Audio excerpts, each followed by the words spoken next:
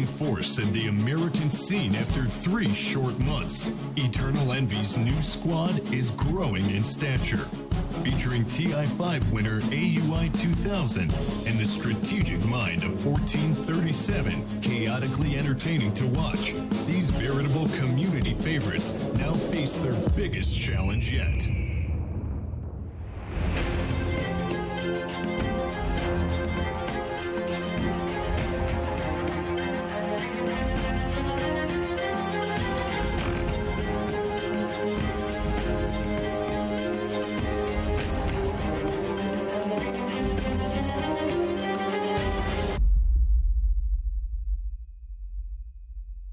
Welcome on stage, Team NP.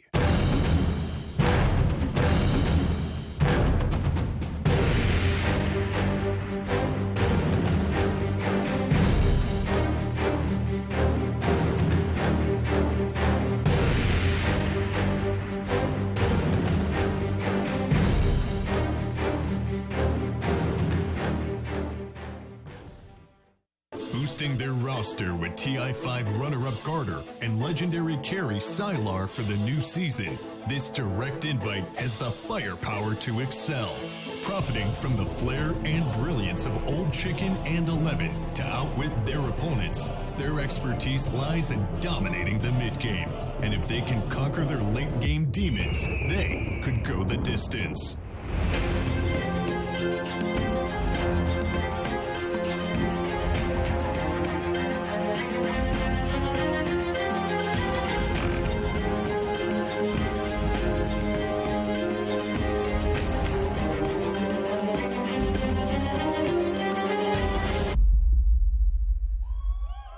Welcome on stage, EHOME.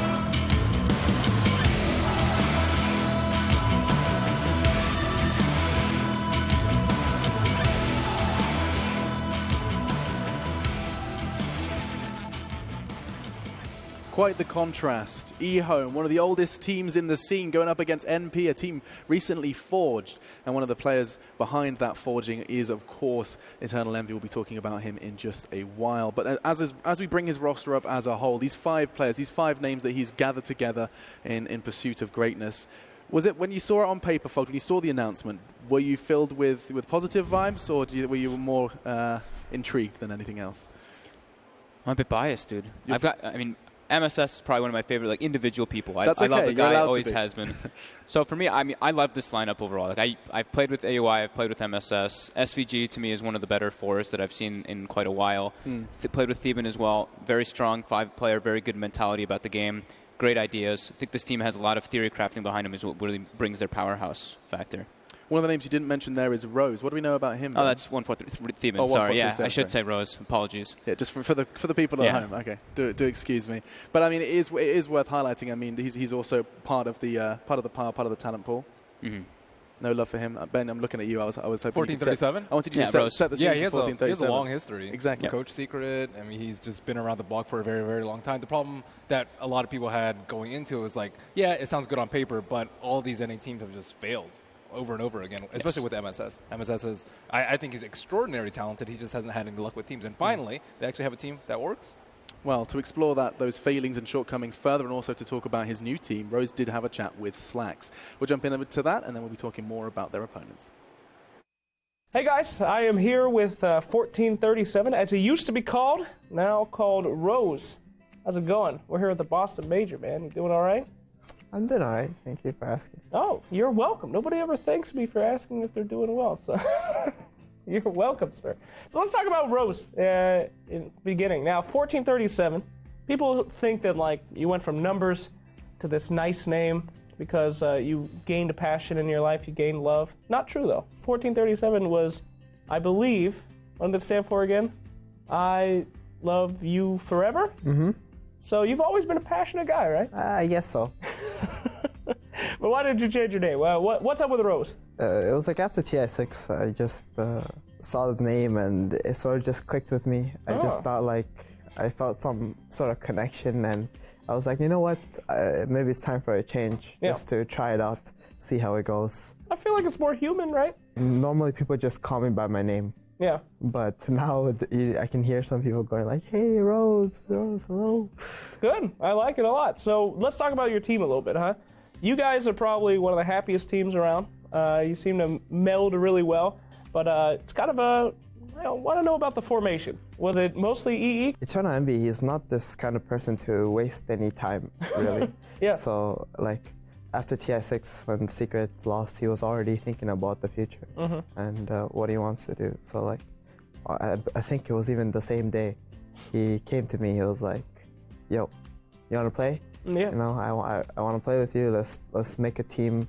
You know, let's do something different. Let's play with like people we like and think like us and whatever." And I'm like, all right, give me like a night to think about it, because it was like the same day that we lost. I wasn't even sure what was like happening. So, but by the next day I was already like, yeah, let's do it. And it sort of just started from there. In that night, what were you thinking about before you joined NP? What helped you make your decision? Well, at the time I was a coach, right? And as a coach, you have a lot of feelings and thoughts about the game. Everything is constantly developing, and sometimes you just feel like when you were a player before, you can't be there to do those things. There's a lot of things that you see that you just can't do because you're just sort of restricted in a way. But obviously, coaches have other things that they provide for teams, which is a necessity. We talked a lot. We were really close about the game and stuff, and I thought he would be a really good teammate. Well, what about the other guys? Why'd you choose them in particular? The other guys are all players that I played with. SCG and MSS, Envy hasn't played with them, so. But they were on Cloud9, right? Yeah, that was a Cloud9 with me on it. I did my research. Yeah. So, like SCG, I recommended to Envy a lot. I thought that he was a very talented player, and he thinks very well about the game. And after talking with him for a little while, Envy was sold on it. AUI was also like a coach for Secret. Yeah. We thought he was also very smart about the game. So let's talk about coaching. I mean, some people have a huge problem transitioning from being a coach who gives commands to a player who has to work with a team. You seem to have mastered that dynamic. You're one of the better ones that have. I don't ever hear any complaints about 1437. He talks too much. He does too much in games. So, what's that like? How do you succeed where others kind of have problems in that? Coaching is it's not just about what you know about the game. It's about you understanding the people that's around you and how to not just behave, but how to get the right point across efficiently with these people. But what about playing in the team? I mean, is it easy to go from coach who can kind of have that dynamic to being able to be in the trenches with them? How you behave with your team is not that difficult, going from coach to a player, but playing itself, like being in top shape and coming back into that is probably much more difficult. How was that for you? What did you do? For me, going back to playing, the first 2 weeks or 3 weeks was extremely difficult. But after like 3 weeks, I already started feeling like I was getting back into form. What did you do to do the micro? Like, what's the micro training if I ever want to be a pro player? To be honest, it's just repetition. Like, your knowledge about the game is what makes you like a professional player. After that, it's all about practice and repetition and just getting used to everything. As the coach, ex-coach, who has the worst ideas on the team? Who's the one they have to be like, no, that's not a good idea? Is that even something you guys do? Who has the worst ideas? Bit of a joke question. I'm sure it's me. I'm just there suggesting some random stuff. Half the time I'm joking, you know. But surprisingly, sometimes those ideas just they just pop off, you know. Like there was a time about the support PA that I really enjoyed playing. My team didn't believe in me for like 2 months, and then we decided to pick it. And then we're like in the finals of some tournament. The first game, it just goes crazy, and then it was just permanently banned. But like, you know, it started off as just a joke. Yeah. But it ends up being really good. I mean, I feel like that's one of the strengths of the team, is that you guys are very unpredictable in how you play. Is this guy going to feed, or is he going to kill the entire team? The other team never knows. They have no idea. Is that on purpose, or is that just what you guys have built your team around? I don't think that's on purpose. it's more. Come on, dude. You could have just blown everybody's minds. Yeah, it's probably like more of like a stability thing, like a personal understanding of the situation. Are you guys looking for first place? Are you looking for that drive? Do you want this at the Boston Major? As a team, our biggest goal is to just become the best team. I think you can't really force like, yeah, we want to win this tournament. Yeah. We do want to win this tournament. Sure. But there's still a bigger goal at the end. People have been waiting a long time for a lot of you guys. They're calling you the new Cloud9. Not that, you know, it's going to end up like that. But what do you have to say to your fans out there?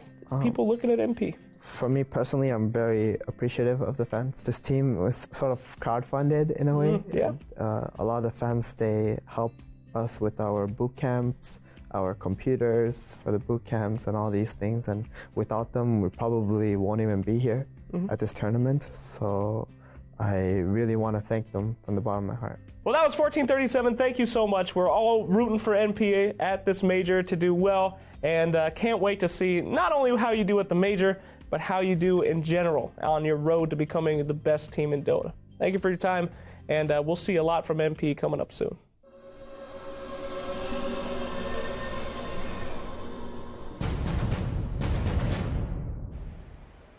The power of fans made clear there by Rose at the end of that one. Good stuff from Slacksby. We also just shed light on, you know, the NP project. A couple of sponsors, sure, but it's a very new project for esports, or at least for Dota 2, seeing these guys getting supported by their fans. You look like it was really very much a lot of appreciation there from your close friend there, Rose. Yeah, I mean, you could. It's a great thing when you're able to do that. You know, these guys came in having. I think they had maybe one sponsor before they actually did it, before like the crowdfunding with Envy, and then after that they gained more popularity. I mean, these guys are super popular players, but forming a team like that is a very different approach in the Dota scene, which we don't really get to see too often. Yeah, however, it didn't go well for them in the group stage. NP unable to make too much happen, just one win under their belt, and two under their opponents. It's EHOME who are going to be going up against them, and we're going to be directing this one towards you, Malini, to look through these names. Some very recognizable, and it does look like Old Chicken has had some influences on that roster as well. Old 11's back. Yeah, it just used to be 11, now it's Old 11, and 3 of their 5 members were on the top 6 in the TI6 placement of EHOME. They did very, very well in their run. They just had that, everyone remembers that series versus EG where they lost that, and after that it seems like their spirits got crushed. But like all the other teams at TI that went from the upper bracket to the lower bracket, they got knocked out. Apart from, I think, was it DC that got knocked down, and they were the only ones that just kept going on, I'm pretty sure, in the lower bracket. But I mean, I think that they've got the core of a team that finished top 6 at TI just 3 months ago. Like we should be fancying these guys pretty strongly, I think. However, they did change their supports. You want, I think, most of at least your 2 supports to stay the same if you're going to change your team. Sure. And it's just very, very difficult to get back and Why forth. is that so important? Is it because they have to have the best communication and understanding of how you play? He's a support player. They'll tell you. They definitely need to have. You need to have understanding between how you two play, how to like, who's going to be the greedier one, who's going to be the one who just like kind of sits back and plays like the 6 role. Right. And then, I mean, just like touching a little bit more about just EHOME is like before TI, they were looked at the kind of like innovators. These guys brought back the Keeper of the Light, the Kunkka combo, and then everybody kind of stole it from them. I think Lanem is a big contributor to that. Like when he was on DK, we saw him do multiple different things like that. It's like support, Juggernaut, all these different things. So I think he has a big effect on this team for sure. Lanham, the innovator. Yeah. Okay, well, we're going to actually get some words from him, fortunately. I'm glad you mentioned him because Slacks did talk to him, and we're hopefully going to be jumping in and shed some light on the man who innovated with Keeper of the Light. Let's have a look. Hello, I am here with Lanham from Team EHOME. How are we doing, sir? 最近还好。 Doing all right lately. Good to hear, man. Well, I got a lot of stuff to ask you. First off, I've heard from your teammates and your friends that you are addicted to Dota. After 10 years, you finished your games and you would go play custom games, other games all night. Is that true? 应该是真的吧？就是我们打完比赛的时候，不是我们的队友都喜欢玩一些就是 RPG 类的游戏，比如说什么乱战先锋啊，或者什么英霸呀。Cool. So what's your favorite one? Dota Imba then? 都是随便玩的。我觉得乱战先锋比较有意思，可以出很多奇怪的装备，然后去玩。Okay, cool, man, cool. So enough of that stuff. Let's get serious. You're here at the major, EHOME. I mean, did you know that you would get this far? Were you prepared to be in Boston? 之前有想过嘛，因为我们打 TI 的时候成绩还不错，然后后来因为就是从组队了以后，就是磨合一直没有磨合好，然后能来这儿还是抱着进步的心态吧，要进步才能往后打。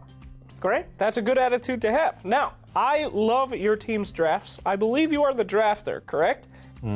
就是这个比赛的时候，我是主导选人的，因为之前比赛我们尝试过调整一下这个选人，看能不能给队伍就是选人的人，然后看能不能给队伍带来一些新的化学反应，然后发现就说没有效果，然后这后来就是 Old Chicken 他也表示他不想选人了，然后后来这个又重新现在是我在选，就是这个 Major 应该是我会选到底。Okay. One of my favorite things that you guys do is a lot of Pugna. I love Pugna. I feel like he's just an angry little man that you guys seem to have a really great grasp on, and Alchemist as well. You guys enjoy picking Pugna, or do you feel like he's a necessity? 主要一个是塞拉他玩这个英雄玩的比较好，然后我们就尝试把他作为我们队伍的一个体系在打。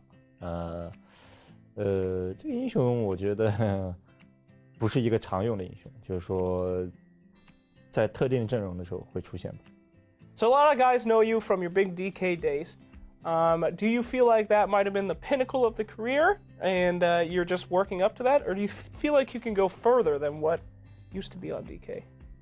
那个时候应该是我就是打个人，就是觉得每个队伍每个位置上的队友都是最顶尖的水平的时候，然后后来就是但是我并不觉得我当时算是巅峰吧，我当时就是只是就我觉得其他队友在各个位置上都比我好，然后所以我就觉得就配合起来非常享受的那个游戏的过程，就是他在就像就有一种默契的感觉，你和队友在做很多事情的时候不用语言去沟通，只需要就是说可能发个信号呀，甚至说是你一个动作队友就知道你在干嘛，那个过程是非常享受的。然后我觉得现在我觉得我在后面的几年来状态应该是更好一点。So the legend of Big Dick Lanham is just starting. You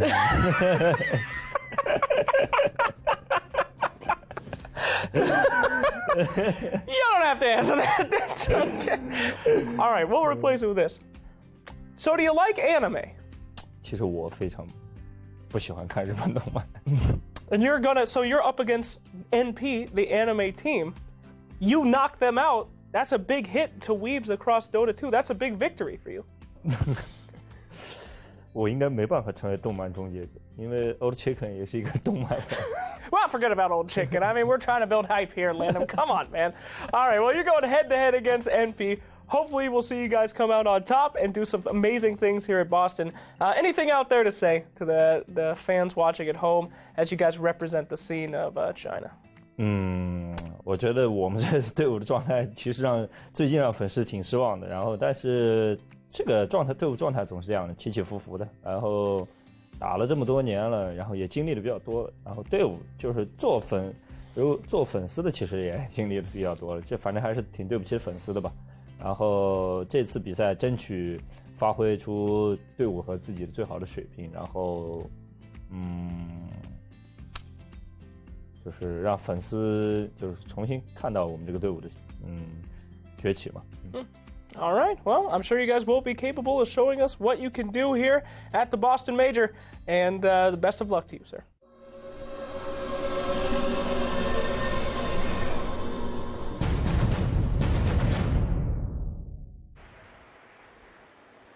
A brilliant opportunity to learn so much about both teams. First, we heard from 1437. Now we hear from the boys over with Lanham. And of course, it just does remind everyone that these guys have put so much into the game that is Dota 2. And now they're going to be doing everything to stay afloat in the Boston Major. It is single elimination. EHOME and NP are going to be clashing any moment now.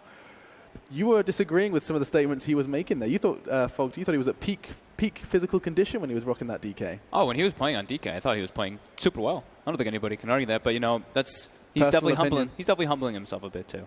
So, he hates anime. He's just gone up in my estimation more than you could imagine. I'm a big Lanham fan right now. Lanham! You're converted, are you? Oh, I mean, I always liked him as a player, but now I think he's one of the best. One of the best people in the world right now. One of the best people, not even just players, people. I love that Slax's interviews have the power to make a whole audience go, ooh. Absolutely brilliant. And maybe this featured matchup will do that as well. We can take a quick look. We have chosen, I think we're going back to the off lane. It has been a bit of a repeated venture, but it does not go unjustified. Old 11 versus MSS, and we will start with the MSS fanboy to my left. I mean, which one? What does he do so right? I mean, all of us have been singing his praises across this tournament, to be fair, but I guess we'll start with you, Fogt. I think he's just an incredibly mechanically talented player. He has great ideas about the game. He's just had some unlucky past. That's pretty much summed it up. And on the flip side, we have Old 11. He was widely regarded as the best Tusk. Tusk. A year ago, hands down the best Tusk. And since then, Tusk has fallen out a little bit, but he's still pretty strong in the off lane. He does play a little bit of Stranger Heroes, but as you can see by his deaths, he dies a lot more for his team, and he plays a lot more team fight. He's a go in there and die sort of off laner. As opposed to MSS, he tries to outplay a lot and often gets it off. More conservative. We saw the same kind of matchup when we did It was Universe versus Faith Beyond matchup. Faith Beyond likes to run in and be more of a straight up die for his team and make stuff happen all the time, while Universe is more consistent. Same kind of thing with this. Old 11 runs in, kind of dies for his team, makes stuff happen, while MSS is more conservative, more consistent in that type of safe play. Now, Ted, is it safe to feel that the vibe here is that this could be estimated to be one of the more close series here between NP and EHOME? Probably. Yeah. I mean, I think it's harder for us to pick. A lot of the matchups we've had so far have seemed more like we can pick. I know some people said, EHOME, and I've had some people say, no, it'll be MP. It's still 100% for you. What did I say? So far, so good. I mean, you mean for my record? Yeah. I'm gonna have to say I think EHOME will do it. It's all about that damn interview with Lanham. Converted I've got to back him now. Yeah. I mean, that just tipped the balance for me. EHOME. All right, one for the anti-anime brigade. What about you? I'll go for NP. Lanham didn't have his victory sweater, so I gotta go for NP. I was going to go NP. I'm still going to go with NP. I think it's going to be a very close series, though. I think 2-1 NP, but it's going to be a very heated battle. I mean, I'm saying 2-1, even though we've had 2-0 sweeps across the board. So we have. Hopefully I get my wish and we get 3 games at least. So, Ted, you haven't got one wrong since we've been in the theatre, have you? Yeah, come along with me. Join us. I want to join you. I want to join you on this magical carpet ride. EHOMEs, let's go. EHOMEs, let's go. EHOMEs, nice. That's catchy. I like that. Yeah, the EHOMEs. Don't know why that hasn't been a thing. Or is it a thing? It is. Damn. Is it? Oh. Yeah. Well, it looks like there's plenty of EHOMEs coming in from Facebook. So 42 to 58. Looks like this is, I mean, even very if the split. social media is split, that's probably the first time for everything, and that's going to be going, again, NP's way. That's biased. No one's a little biased on Twitter, right? Yeah, I think so. I mean, we're not going to take these for gospel, are we? 77 Twitch big fans of Team NP, and there's no doubt why, right? I mean, there's a lot of elements to NP's play that people enjoy. They like the perhaps slightly spicy picks. They like Envy when he goes off. I mean, there's a lot of kind of audience pleasing. Anything can happen. That's the key. Right. Some of it good, some of it not so good. I think MP also showed a lot more versatility throughout the group stage. I think EHOME was just a lot of Alchemist and a lot of Alchemist wins, and they lost when there wasn't an Alchemist. But they did have 9 games, so they got to learn more throughout the group stages. Yeah. About how they should pick Alchemist more. Pretty much. Oh, man. Alchemist just genuinely contributes to the slower game style. Was that what you were suggesting when you were talking about this going on for 3 hours? I feel like they might ban Alchemist and look for Alchemist substitutions like Naga. Right. Yeah. Something like Take that. us to the long game. Maybe we'll see them go for like an early AA pick if they do leave the Alchemist. Mm-hmm. But, I mean, things do get changed up, especially when you get to, like, the main stage. We always say, like, the Majors and TI have their own, like, in little small meta that starts getting created. And now we're seeing, like, the Shadow Demon Luna creating that type of meta. So that might influence these teams to change their drafts up just in a slight margin. And that is always an intriguing question, is what have we seen established? Outside of the SD Luna, the trends that we thought we'd established in the group stage have already changed, Ben. Like, it means that, like, we saw Magi be available and not picked. Like, the things we thought we knew have been scrapped, and it's the same tournament. Yeah, and no Warlock, too. I think Warlock. NP had like an extraordinary run with Warlock just in October. And nothing's changed. Yeah. No Venno either. Yeah, no I was Venno. pretty surprised that there was literally 0 Venno. Yeah, what is the deal with that? Because that was, like, in the groups, it was pick Warlock, win game. Now it's pick Shadow Demon, win game. Okay. I'd rather they pick Warlock. At least it's exciting to watch, for Christ's sake. 3 of the heroes that we talked about are Oh, my goodness. switched up. I'll get wrecked. And now, okay, first pick Omni Knight. Interesting. So NP did have very good. I think it was versus MVP. They played the Warlock or the Warlock Omni Knight combo, and it was extremely powerful. It's too early for Santa hats. Take it off. It's never too early for Santa hats. All right, maybe it is. No, it's December. Come on. It's It's close enough month. now. Okay, December 8th. You're I'll give it humming Christmas songs downstairs. Yeah, Who that's are you to literally what talk? we're singing. Although we're singing the Mariah Carey one. Yeah. So it happens. It's dark down there, y'all. Anything can happen. I like this opener a lot versus NP. Mm-hmm. The Warlock's out. I think Warlock Omni have kind of been their 2 heroes that I think they've been utilizing a lot recently that really haven't been touched too much by other teams. Magi Jug. Yeah, Jug, safe pick overall. Omni's actually a great matchup for Stet too, so maybe they're expecting NP to go for that route. So we've normally seen Bat and Ogre We're banned out, back to what we believed but in. we're yeah. back into this. Let's just hit the Bat, take the Ogre. Good solid heroes. Yeah, Shadow Demon's Solid. banned, so we're back to our group stage heroes. That's Yeah. for sure. Get Warlock's banned. Get Jug. It's kind of straightforward at this point. Sounds Yeah, like you're doing. I Sounds like like you're that. doing a Charlie impression or something over there. It's actually a very intriguing contrast to look at when you see no SD and immediately suddenly, welcome back, Bat Rider, welcome back, Magi. Yay. NP do have to worry about playing too greedily. They were just talking about Pugna in the interview in EHOME. They are one of the most successful teams with the Pugna, and they are not scared to push you early on.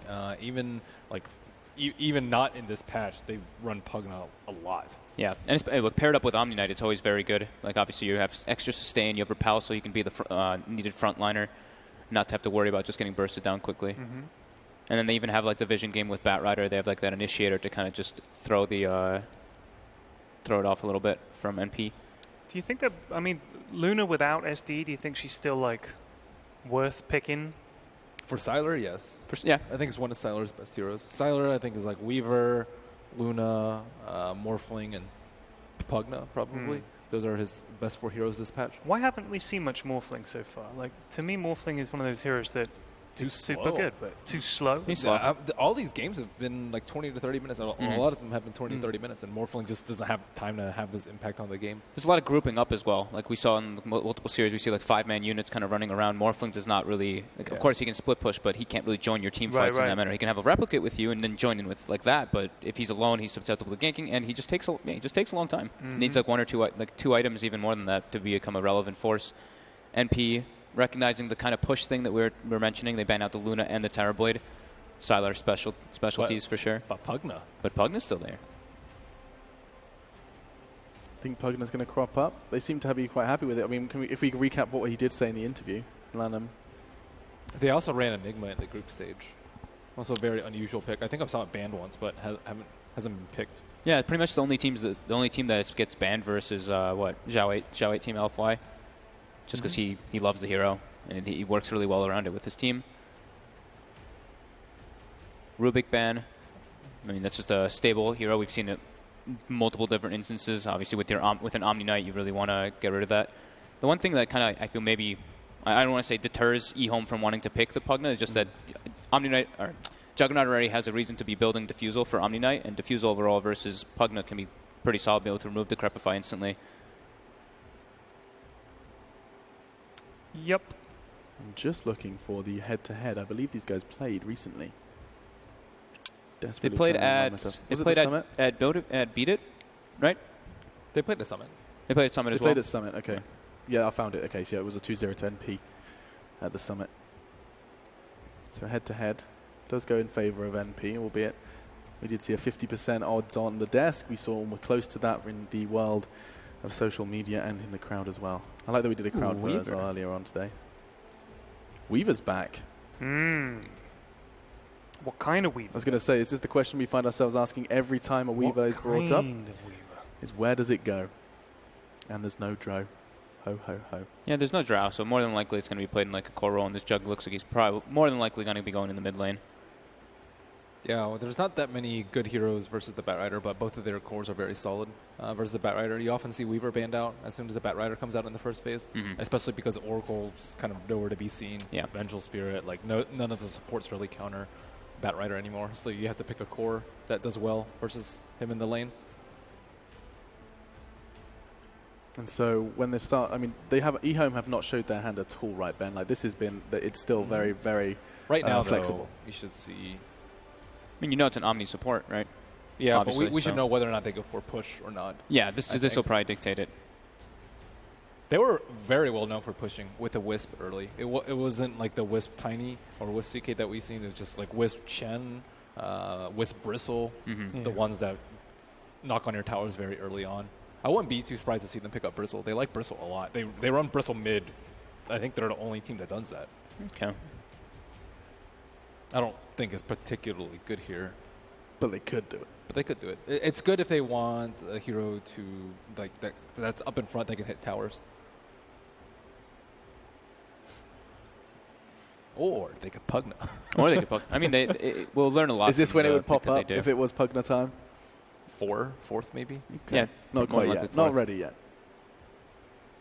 There's no heroes that Pugna's like particularly good against. I guess they have a lot of physical damage that you could defensively decrep, but that's like a very small thing in the grand scheme of things. Their anti-push is pretty weak, though. Oh, that's a hero I was not expecting to see. Wow, that was not at the tip of anyone's tongue. Bane. I was going to say maybe Disruptor just to have like that type of thing for the Weaver and more team fight, but Bane, very lane-dominant hero, has a very strong disable.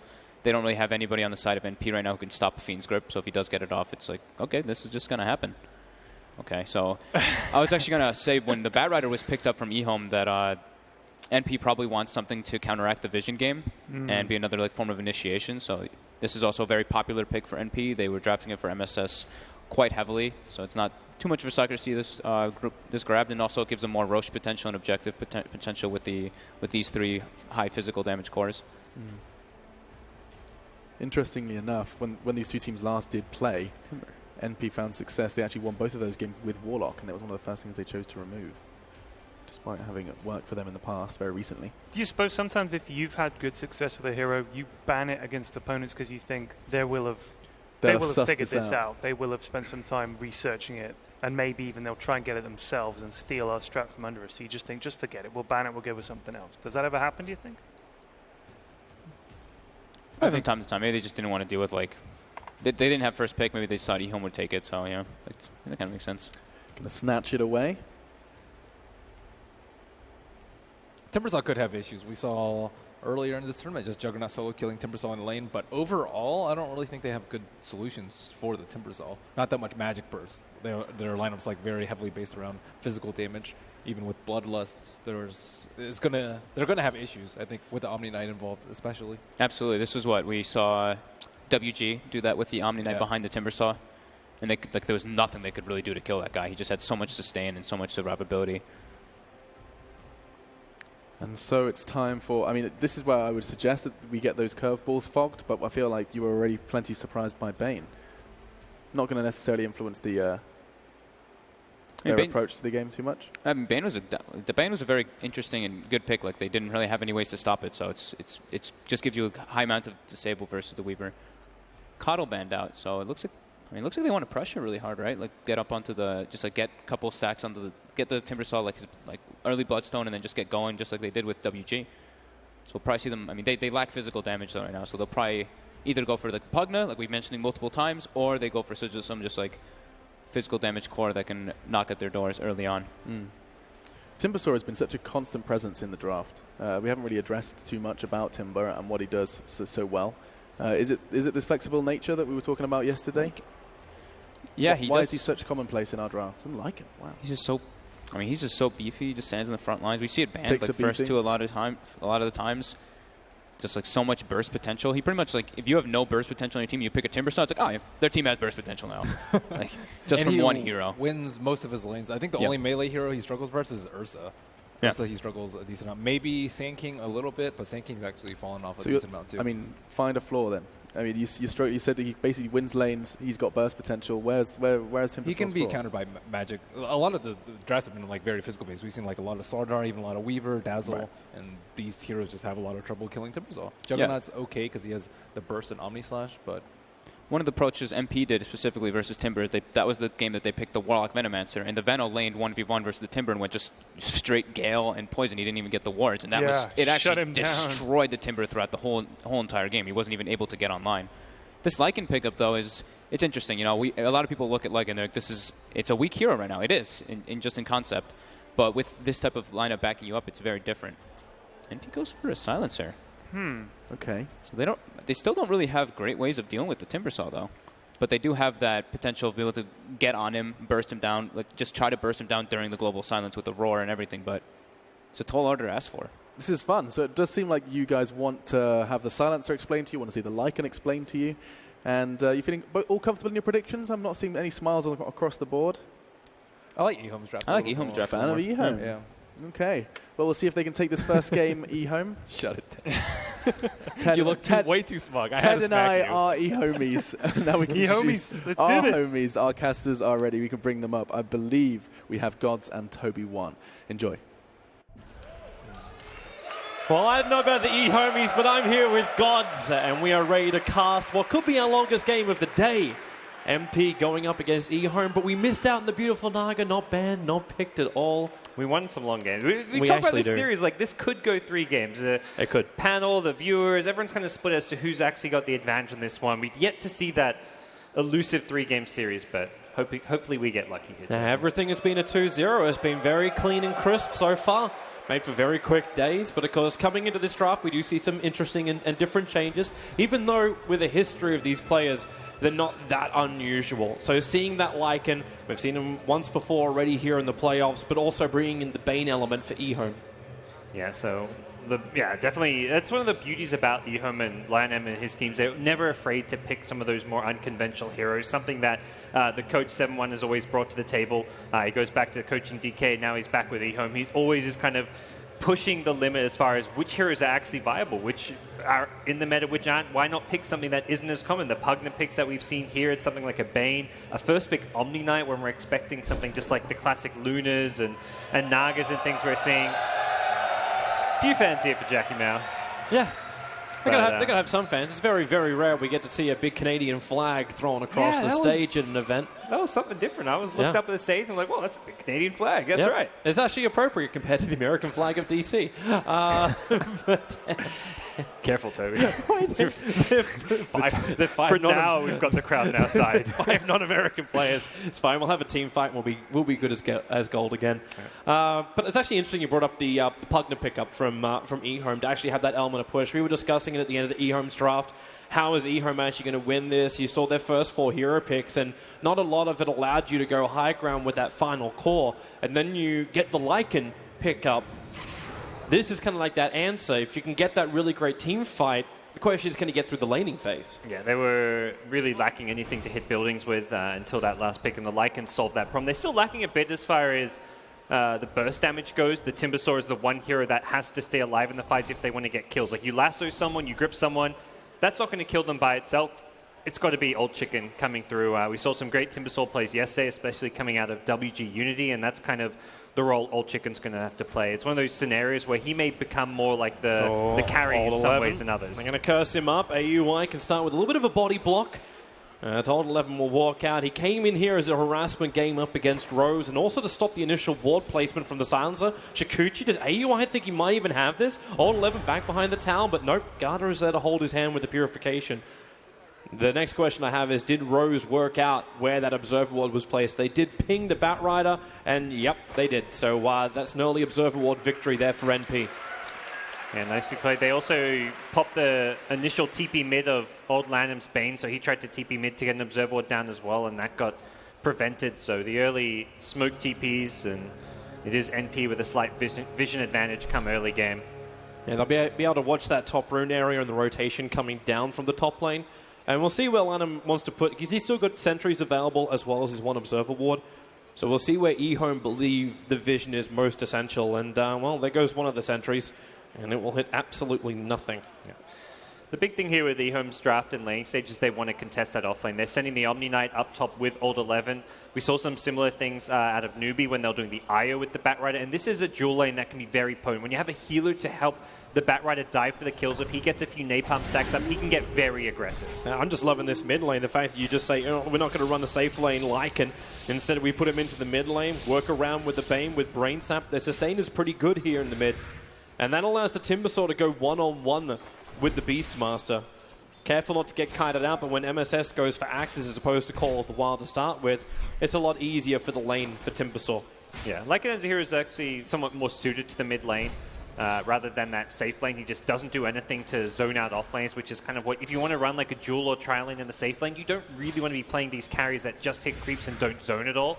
And that's where putting Silo in the mid lane, EHOME decide makes more sense for them. And the 1v1 for the Timbersaw versus Beastmaster should be just fine for them. They're actually probably slightly happy that Old Chicken gets a 1v1 like this, although he's not going to win it on CS. It's not a lane where he can really die until Beastmaster gets 6 and has a teammate rotate in. Not unless he can just push Beastmaster out of the lane with over-aggression. That's another way. But it's top lane where MP are committing more of their players. As SVG was just thinking about a rotation up to top lane to help out. Rose has not had the easiest time of his life. Garda's been really messing up his pulls a lot. This gave a lot of space to Old 11 inside the lane. But with stick charges, AUI is going to be completely fine. We'll see the Howl just being spammed out throughout the lane stage. Silo wants to give all 3 lanes as much of an edge as possible, so giving that bonus damage to the Timber in his 1v1, to the Batrider up top, but still no problems for MP as far as the lanes go. Very even laning stage if you look at kind of where the CS stands right now, and we'll see if there's going to be any breakouts. So kind of look towards that Batrider. Once he gets a few more levels, if he stacks up napalms, he's probably the player looking to get aggressive here in the laning stage. But similarly, Weaver and Silencer, they can get aggressive on the Batrider, and that's exactly what they're trying to do now. Yeah, with the Scarab Beetles down, AUI, he doesn't have another Shikuchi available, and they get rid of the bugs. Garda's always nearby. He was only stacking and looking at rune control for the 2 minutes, came back at the right time. So MP should have been ready for the support to arrive back. So it's just a lot of trade-off to start with in the laning phase. Not a lot more than that. Burning of consumables. And once they start to dissipate, then we'll start seeing a bit more of an opening for potential kills. Both teams really just testing the waters, like poking and prodding, like trying to harass, see how their opponents react. It's one of those kind of just, all right, you're in game 1. You want to kind of just test how things are going to go. How aggressive are your opponents going to be? Especially in that old 11 off lane with the Batrider, we're seeing most of the aggression happen. But Old 11 falls back, farms a double stack. He's now level 4, so he can heal up and go to that top lane fresh. He's going to have full HP, full mana, and this is where this top lane can get really problematic, especially for the support of Rose. He needs to be very careful about his positioning with a level 4 bat and the repel as well as purification up on Omni Knight. Gives a lot more safety when you want to go for that initiation.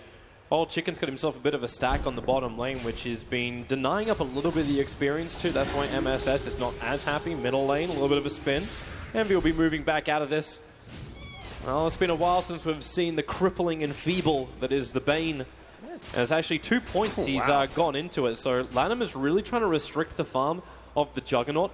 So far it hasn't worked. It's still 17-7 up against this Lycan, which is 15-5. Yeah, it should start to kick in a bit more now that it's level 2. That's 60 damage reduction. That's all of Jug's damage gone. Lasting just doesn't really become possible whatsoever at that point outside of using the Blade Fury. So it's actually allowing the Bane to just have the mid lane.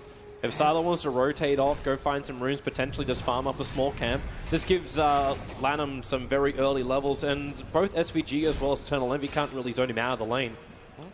I mean, he's in that mid lane, so he's got that MSS T1 mid bottom tower, lane. This may be the first blood as Old 11 rotates over, starts at the Firefly, needs a little bit more sticky napalm at MSS, starts his TP, Flamebreak has no stuns, but Old 11 with 2 points up in the Whirling Death has just enough damage.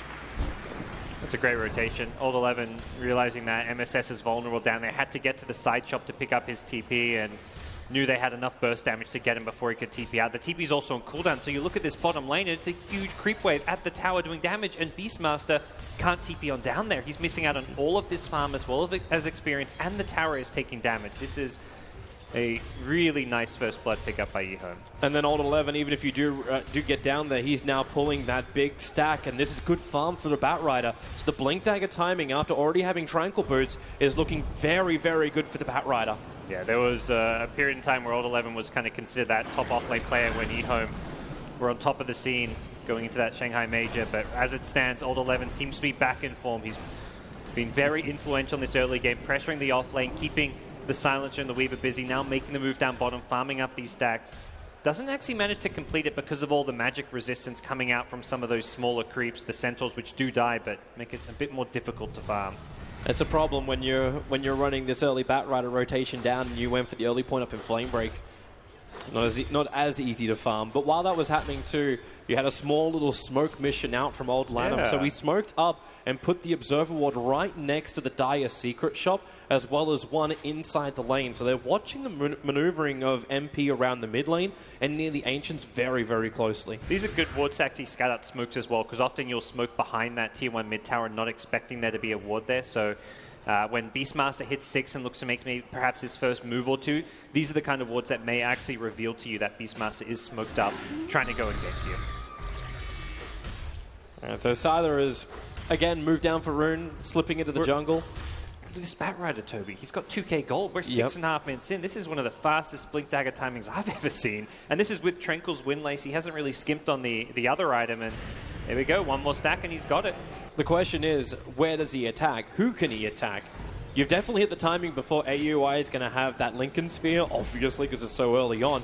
But with the support behind him from Rose... It's a possible... It's not the easiest kill, but it is possible. You'd need perhaps a third hero. The Purification with the Heal Bomb gives you that little bit of extra damage as well. But with Time Lapse, yeah, you've got to burst him down before he actually uses that. So we'll see where he goes. He's probably calling for his teammates, one of the supports, like, hey, I've got this Blink. I can't get a kill on my own. Who can actually come with me to make sure I've got the damage I need? It's actually SVG. TP'd into the middle lane underneath the Observer Ward, but also smoked up. So EHOME understand that somebody did come here. Again, that's the beauty of those nice aggressive wards. Oh, that Observer Ward, they saw it. NP saw it. That one Dire Observer Ward scouted out Batrider. Now he walks straight under it.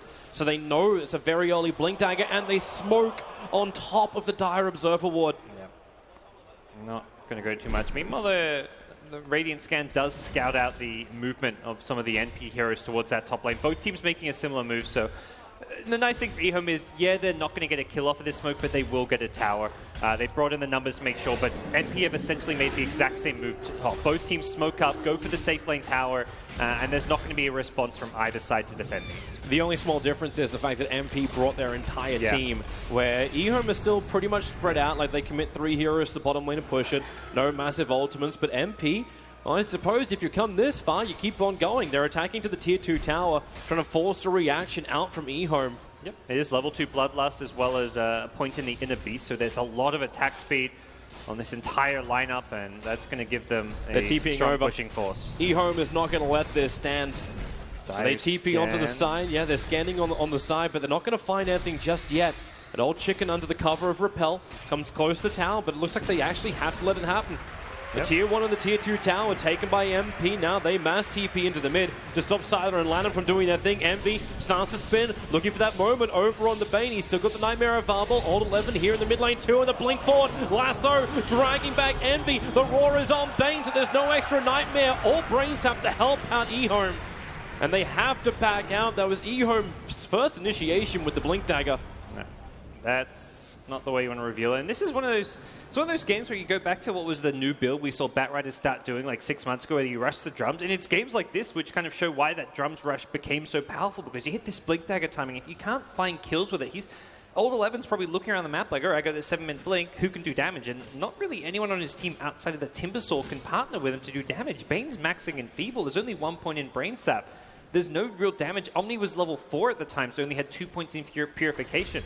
Lycan doesn't have items, so there was no real hero to partner with him to do damage. So he wasn't really able to find kills with the Blink Dagger. The drums build makes you a bit more self-sufficient. Just go diving in, you get lots of stats, you get tankier, you can do some more damage just by running at your opponents. And this 7-minute blink has not really been able to lead to much for EHOME just yet. Now, the only upside is you can say at least the Batrider's progression is going to be nice through the game, but So far, not that effective, but we were looking to have something like this from EHOME, like a very farmed up Batrider. There's a lot of weight on his shoulders to get that perfect initiation in the mid-game engagements, because that's what will allow Lycan to have his space and just push forward. We'll see whether or not EHOME look to continue to make moves around that Batrider. Envy's trying to take Old Chicken stack. He's got a little bit of help from SVG right behind him, and well, Old Chicken's not going to let him have it. Instead, it's up on top lane with AUI sitting in the tree lines. Bane, even with all the space they gave to Old Lanham in the mid lane, he doesn't have that Fiend's Grip available yet. That's coming mid for a lasso, perhaps? Blink Lasso, he got it. He's going to drag back Rose, and into the purification of Garda. Rose will definitely fall out from here. I think Old 11's recognizing, like, as much as you want to kill cores when you get that blink, they don't have the damage, they don't have the heroes to do it, so instead, he's like, okay, these supports are getting a bit greedy, you've got a Silencer farming mid, let's punish this. Let's just take the easy kill. We're actually ahead on farm. The top 3 net worth heroes all on that EHOME side, so they don't have to be killing the core heroes. And Bane's skill build, the Max Enfeeble, is going to work very well against that Weaver. Weaver's going to be almost useless in a team fight if he can't do right-click damage, so it's actually a very clever skill build coming out from Lanham on the Bane, even though he doesn't have that damage output of the Brain Sap or the heal. He doesn't really need it. Bane, one of the tankiest supports out there, so he's just going to be able to keep himself alive by negating the damage output of NP. Because you negate that damage, this gives even more space for Old Chicken. He wants the Weaver to attack him then. Easier reactive armor charges up without taking so much damage.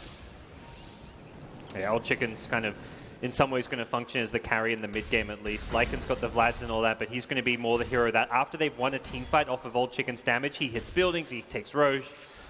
He's much more single target focused in a team fight and takes a bit longer to actually get those kills. So it's good to see for EHOME that Old Chicken is getting good farm and very close to completing his Bloodstone. Where are you off to, Sylar? There's a smoke maneuver from NP. The Observer Ward's up on the hillside for only another 5 seconds, but it's enough time now. Sylar can see his own demise being roared out on the top rune.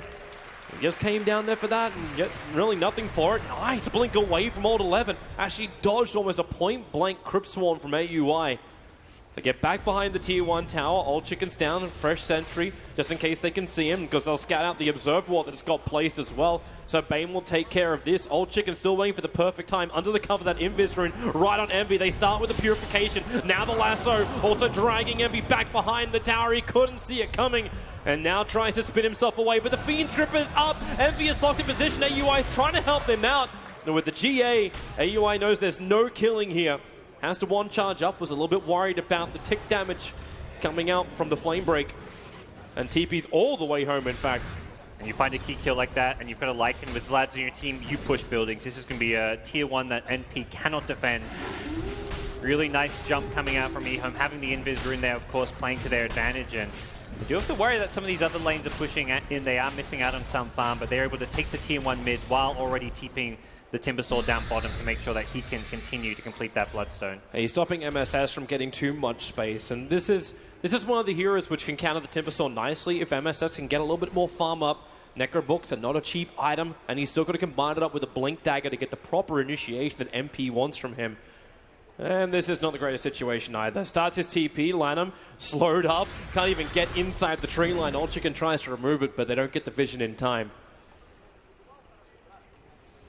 A nice little escape. Beastmaster is still not at that Necro 1. He's probably the hero that struggled the most out of this laning stage, and so much goes back to that one kill from the Batrider rotation where MSS missed that big creep wave at his tower. He is sitting, as far as the 6 cores go, the one noticeably behind. He's just down there at 4k net worth, and this is a hero that does need to hit those good Necrobook timings in order to be a counter to the Timbersaw, as you mentioned, or to be able to kind of smoke with his team and push towers. He just doesn't have that items to fight with right now, and NP not really a lineup that wants to sit back and try and farm, because that's where you get picked apart. If you play the farming split style of Dota, that's where Batrider can be the king.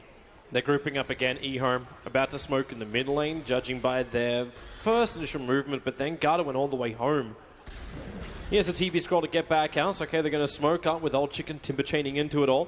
The nearest target they have is SVG, who's just walked up to the Radiant shop.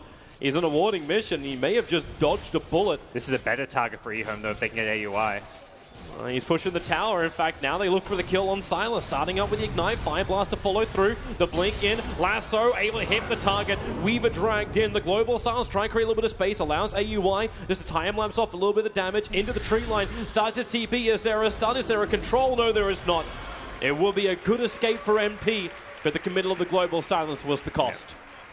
Good Shikuchi TP means the Bane did not have vision to get the Fiend script off, but as you said, the Global being used perhaps sets them up to take the top tier 1 tower. EHOME have the tools they need up there if they want to bring the Lycan in to push it. Envy, he actually walked straight past Alt 11. He didn't see him. He went through the tree line, and now Rose is open. Alt 11 flies a very wild flame break, but Rose will still die.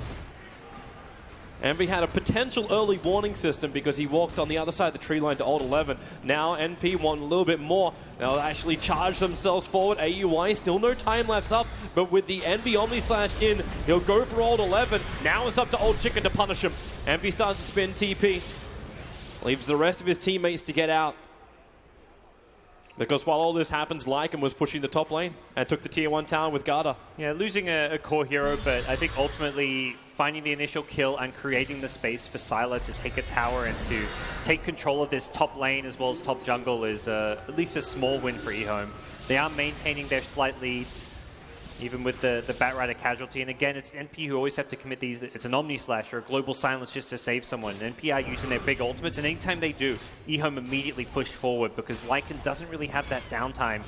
Even without Shapeshift, and he hasn't been using Shapeshift, he can still continue and sustain his push just by having the Wolves and the Vlads. And with all the farm he's managed to get so far, like Sylar is rapidly approaching his own Necrobooks.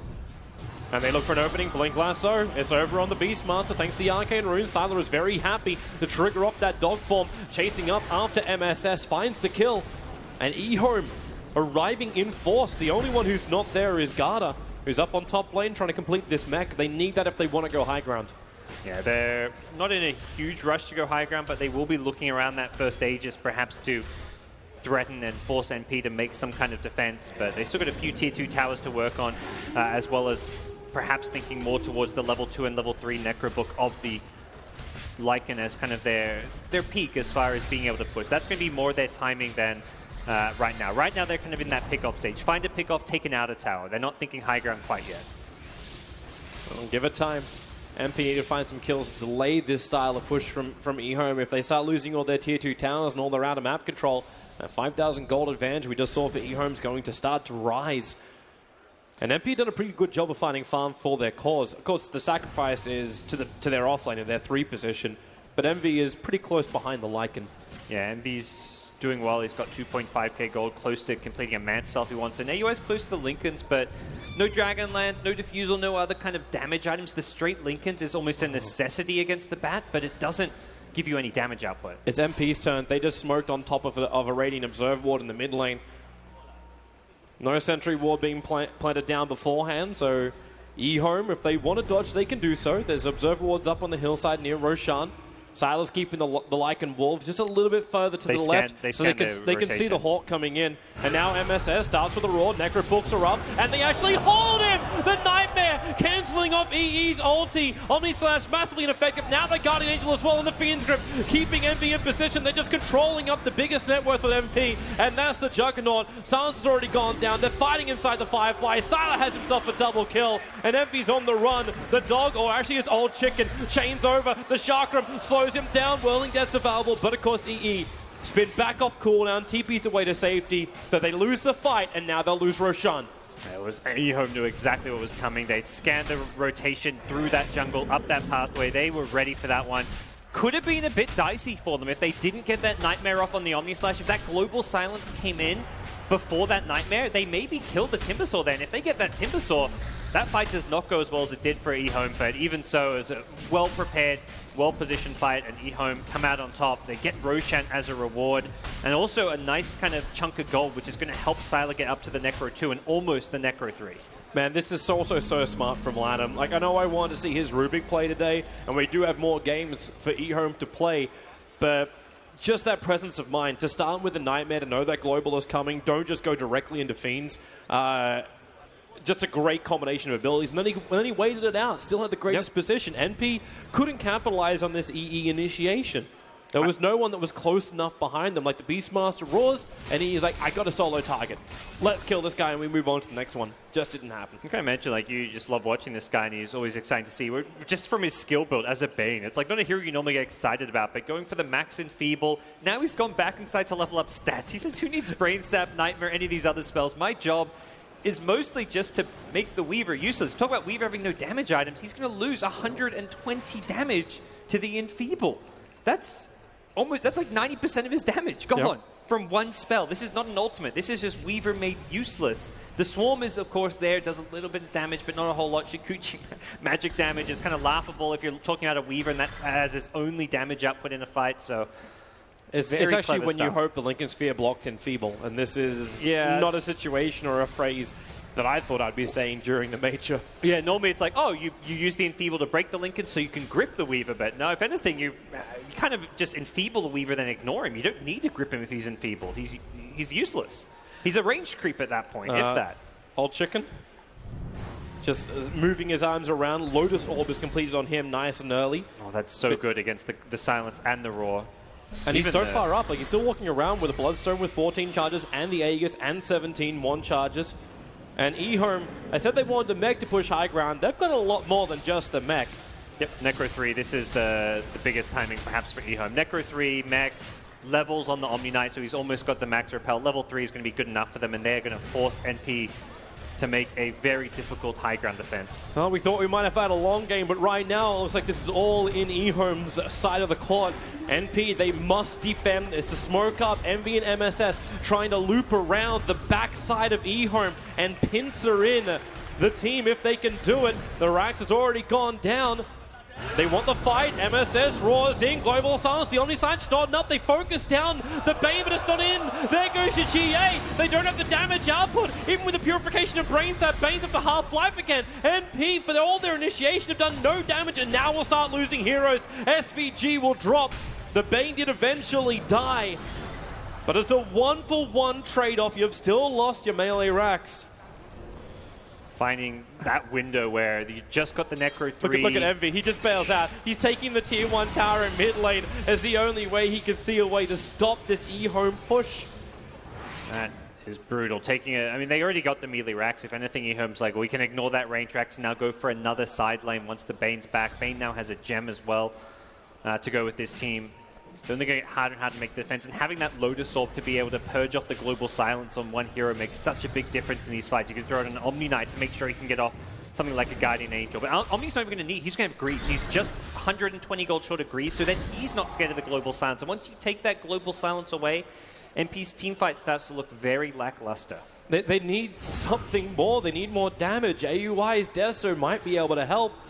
You almost need MSS to have the Blink Dagger up and running instead of having his level 3 Necropuck so they get that proper jump. Yeah, but then someone's going to jump with him. He wants to jump like the Omni Knight, burst him down to take his spells out, but tough kill to get when there's a Lotus Orb. Yeah. And I'm also looking over towards Eternal Envy. What is he turning this glove into? Maelstrom. Maelstrom? Not Midas. I hope not Midas. Yeah, it's going to be a Maelstrom, I've got to imagine, just for that deep push factor. And being able to push out waves. It's kind of like the poor man's Battle Fury in some ways. Well, it's a sad state for NP. EHOME now coming into the bottom. The Blink Lasso, perfect is there again. They got the Silencer. The Global Silence was still on cooldown, so that didn't matter as much. But there's still one hero dead, making this a 5-on-4. You've got MSS waiting for that maneuver around the back. He does have the level 3 Necropucks up. As Sylar keeps his push going with his own Necrobooks. These things will time out in just a bit. And now MSS. The Roar is out with the Necrobooks. They have the Silencer back with the Global Silencer. Batrider protected by the Nightmare. The Sun's on the Timbersaw. But again, MP, they initiate with stuns. But there's no damage. In fact, it's EHOME with a Fiend's Grip to keep MSS out. SVG dying in the tree lines. He's locked in and can't go anywhere thanks to the Chakram that's just sitting there. Garter is low. And he may go down finally. Yes, the Weaver can find a kill, but loses his life instantly after. MP, they're dropping like flies at the moment. They can maybe buy back someone. The Weaver is the only one who's got it. Empty with the spin, doing some damage. The 4-star's up from Old 11. He's got the distance. He's also got the gem, but he's also got a blink away from Envy. Old Chicken whirl him down. Nothing but death. And MP Well, Old Chicken's going to timber chain himself back in again. Is he really thinking this fight's going to continue? I mean, he can 1v2 those guys. He cannot be killed by a Weaver and a Silencer at this point, but they don't get the melee racks. They are repelled off by NP, but boy, was that an expensive hold. Multiple buybacks used, both Weaver and Silencer. EHOME lose next to nothing. The Lotus Orb usage, again, to talk about Old Chicken in that fight. First, he uses it on the Bane, who then nightmares to help save the Bat. The second Lotus Orb comes out to help the Omnight. He's using it very selflessly. He's not afraid to put it on cooldown to help out a teammate and not have it for himself because he knows how tanky he is with the reactive armor. And EHOME are very close to breaking NP. If they get that second lane of racks down bottom, this game suddenly becomes very difficult to win. Damn near impossible. And it really won't take that long. With all the negative damage, which we've been talking about from the Bane, you're getting a Shiva's Guard almost up for Old Chicken. The Lycan is only a little bit away from completing up his full AC. So combining these two things together, and just the confidence as well, like, okay, do you need a BKB over on the Lycan to maybe deal with everything that MP throws at you? Nope. He's got teammates. He's got the Omni Knight. He's got great support from the rest of his teammates, and they're looking to go again. Bottom lane, SVG out just a little bit too far. They start with the Yule Scepter. Old 11's actually not even expending his lasso because he knows he doesn't need it. The purification damage is just too much, and SVG dies in the bot lane and dead for full 30 seconds. Yeah, good control knowing that he didn't need the lasso in.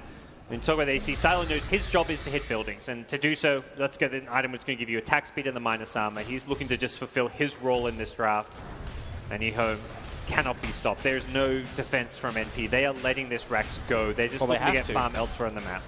Until you've got the Weaver, like the Weaver is now 200 gold away from completing up the Desolator. The tier 2 towers on the top lane, they may thought they had more time, but EHOME, they know they've got the control of this game. They're going for the GG push. It is time to fight. They have to come back. AUI is actually building a diffuser blade, selling up as much as he can, so he's got this available, and the Lincoln Sphere, and now MP. All ultis are up. This is it. This is the moment. Either you repel EHOME or you tap out. A tier 4 tower will drop. Rose just pushing himself a little bit further forward with the Arcane Curse. Looks like EHOME just want to retreat, reset, wait for the Necrobooks to come back up. If he doesn't want to wait for it, he keeps moving forward, but the Necrobooks, they're burning him down. And you can see Old Chicken, he knows he is going to be the gatekeeper. If you want to get to EHOME and fight them, you've got to go through Old Chicken first. He's on the front lines with 20 Bloodstone charges, a Lotus Orb, and even if you go on him and use everything to kill him, he's going to instantly respawn, and suddenly you've got a 5v5 fight where you've used all your big spells to kill a Timbersaw. There is no way NP can approach a team fight by trying to go in the Timbersaw first. Yeah, this is just an amazing game for EHOME. So clean, so efficient, and really taking advantage of the weaknesses in MP's draft. The Silencer becomes a non-factor. MSS got shut down so much that his initiation is now almost useless. Even if he jumps on the Timber, it's going to do nothing. So they just push. It's wonderful from an EHOME perspective. And MP needs something to get them back into this game. Looking for a good initiation here, Toby. Blink up. There's your Global Silence. Rose will stop the lasso from happening. The Timbersaw is probably the most isolated. MSS just runs all the way up. They're focusing and running deep on the Omni Knight. Where is this damage? Where the Omni Slash Guard is almost down. Makes it into the tree lines. They don't find the kill. The Fiend's Grip holds AUI in position. Envy will find one kill, but it's an Omni Knight. That's all he kills. In the meantime, the rest of his team are pushing up the daisies. SVG is with him. Sun's on the Bat Rider, but EHOME, they smell blood in the water and they're circling like sharks. SVG will die. Old Chicken will take care of that. The question is, does Envy go with him? Maybe that question doesn't even matter. Silent they're TPing to the tier 3 towers. They're taking it, and GG, not even 30 minutes on the clock, and EHOME take game 1 against NP. I mean, just very well executed strategy there. I mean, you can see it at the end. I mean, 4 heroes chasing NP. The one that's not, it's Sylar on the Lycan. He's like, all right, I'm going to keep hitting buildings. That's why I got to play Lycan today. And we get to see a Lycan win as EHOME take game 1.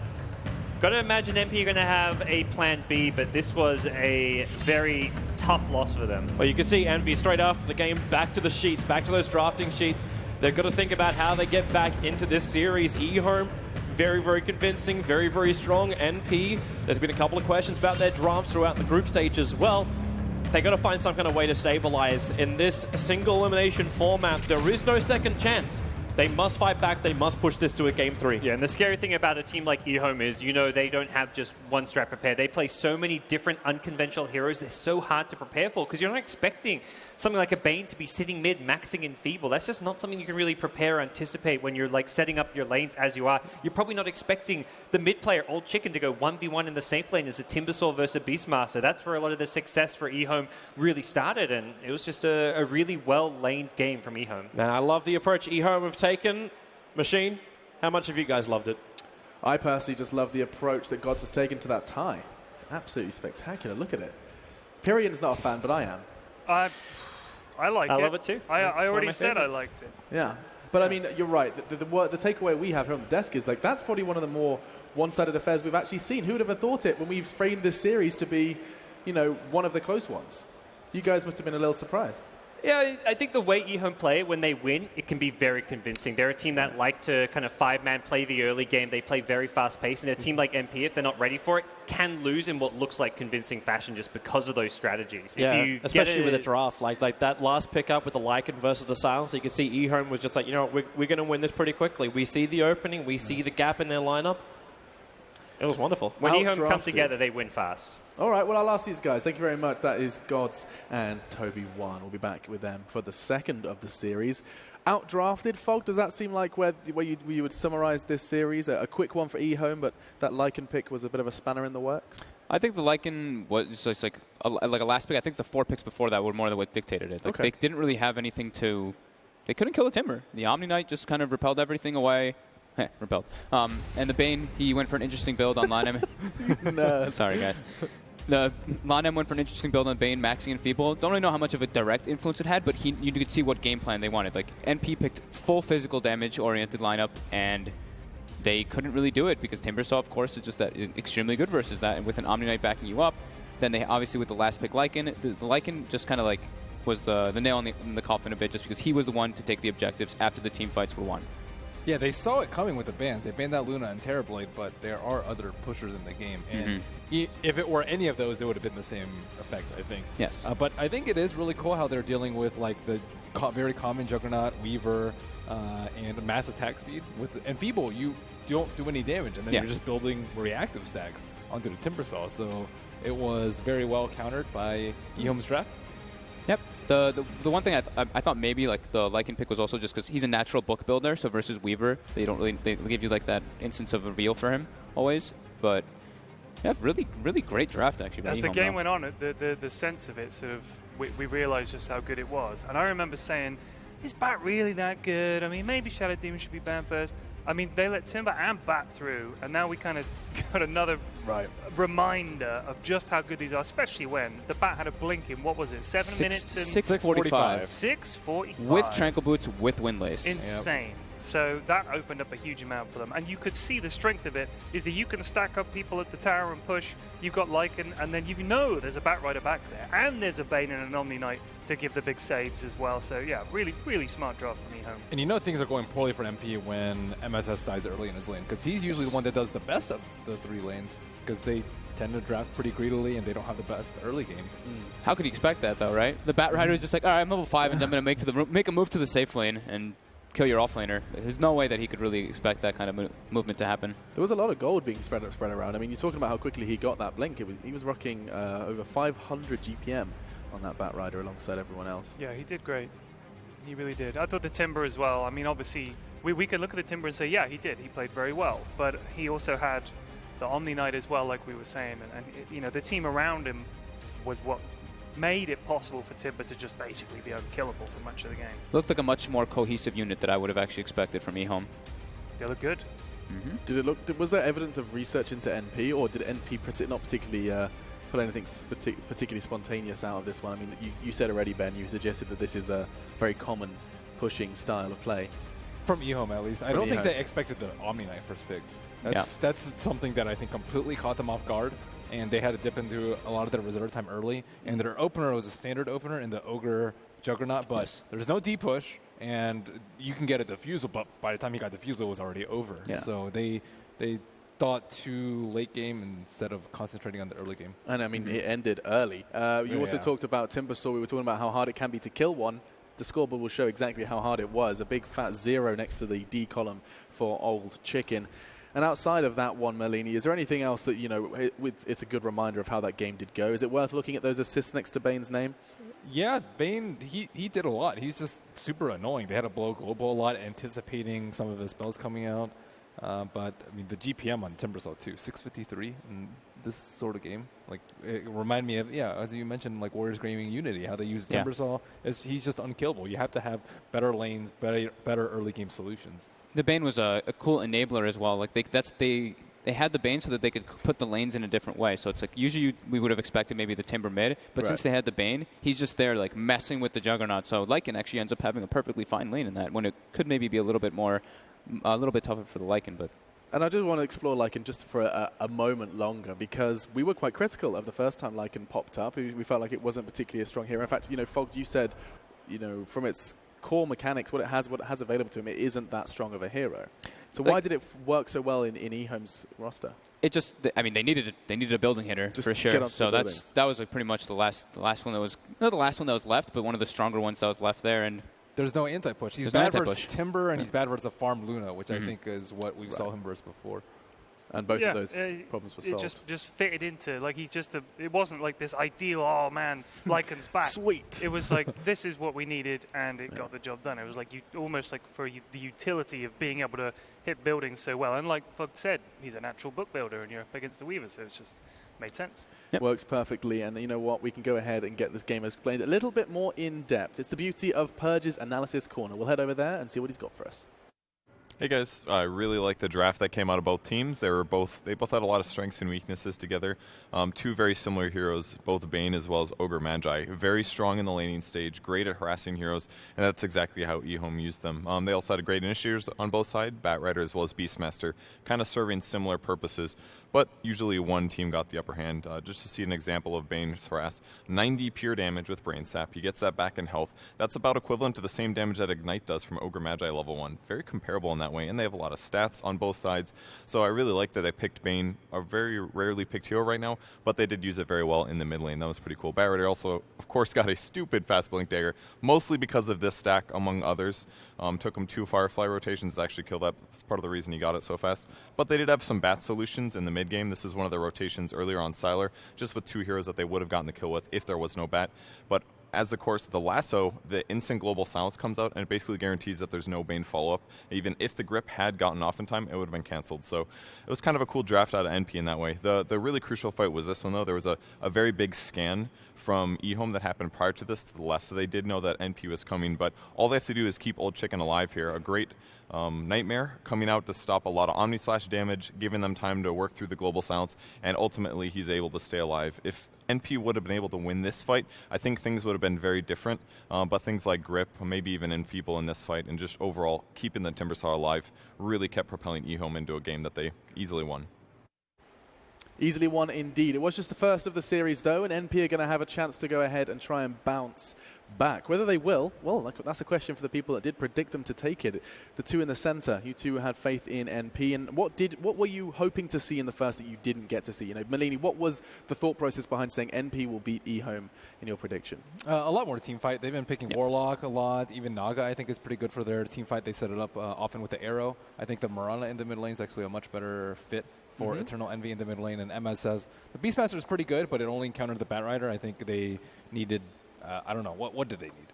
I just felt like they needed more team fight, but they also needed just heroes that were good at all stages of the game. Like this game, it was like, okay, maybe in the super late stages of the game, that's when they're going to have this high potential, but they're all physical damage. They had literally like no magical damage in their lineup. And you're versus a Timbersaw and an Omni Knight in the early draft. Like GA is going to become a massive factor into those fights, and it did. The Bane pickup was genius too. I just thought EHOME seemed like to know kind of what NP was going for this game, and NP kind of just wrote it out and didn't really change up their idea. It felt like they kind of just accepted their fate almost. Like, this is happening now. Do you know what else is happening? I've got a treat for you, Fogged. What? Yeah, a little special present. So you know how much we loved that Durex player profile video? We've got another one, and this one is for Rose. I'm looking forward to this. Let's take a quick look and a closer look under the hood of Rose, the player.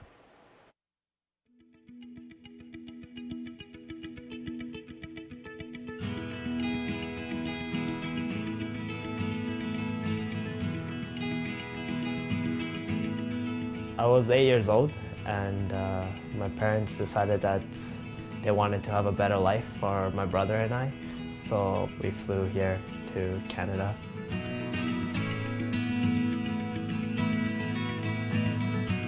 They always liked me to be around home or around family. Most of my friends when I was younger were my cousins. We actually grew up together, so he was actually my brother. All I remember is his curly hair, he's charming, he's always my favorite cousin. I always thought of him as like someone that's like a bit more superior. You know, like he's always like smart with everything, you know? But like at the same time, he's always right. My aunt is sort of like my second mother. She raised me, and my cousins would always take me out. We would hang out. Pretty much all my summer times was spent around them.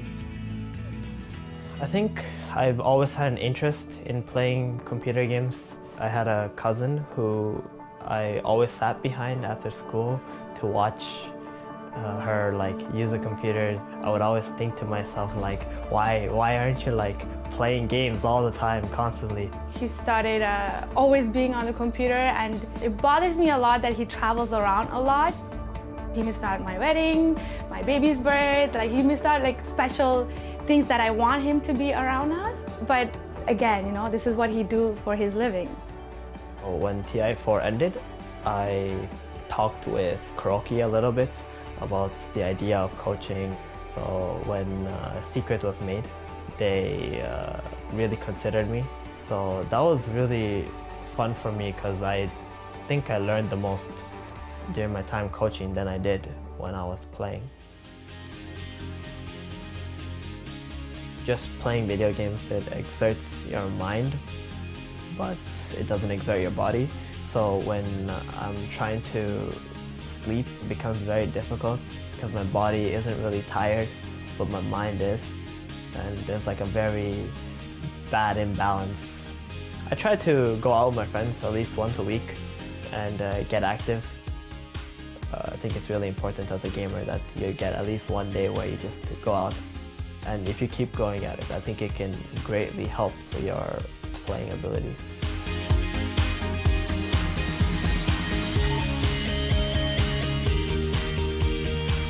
Pursuing this career is like definitely the most riskiest move I have ever done in my life.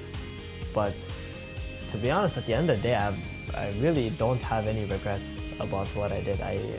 Looking back, I have learned quite a lot that I probably wouldn't have in any other life for myself. So I'm very happy with where I am.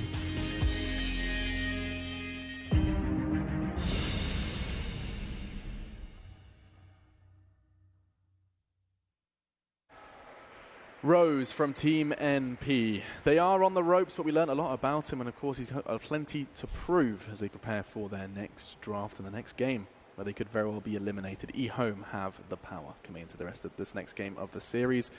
And the gentlemen here on the desk have helped explain exactly what has to change.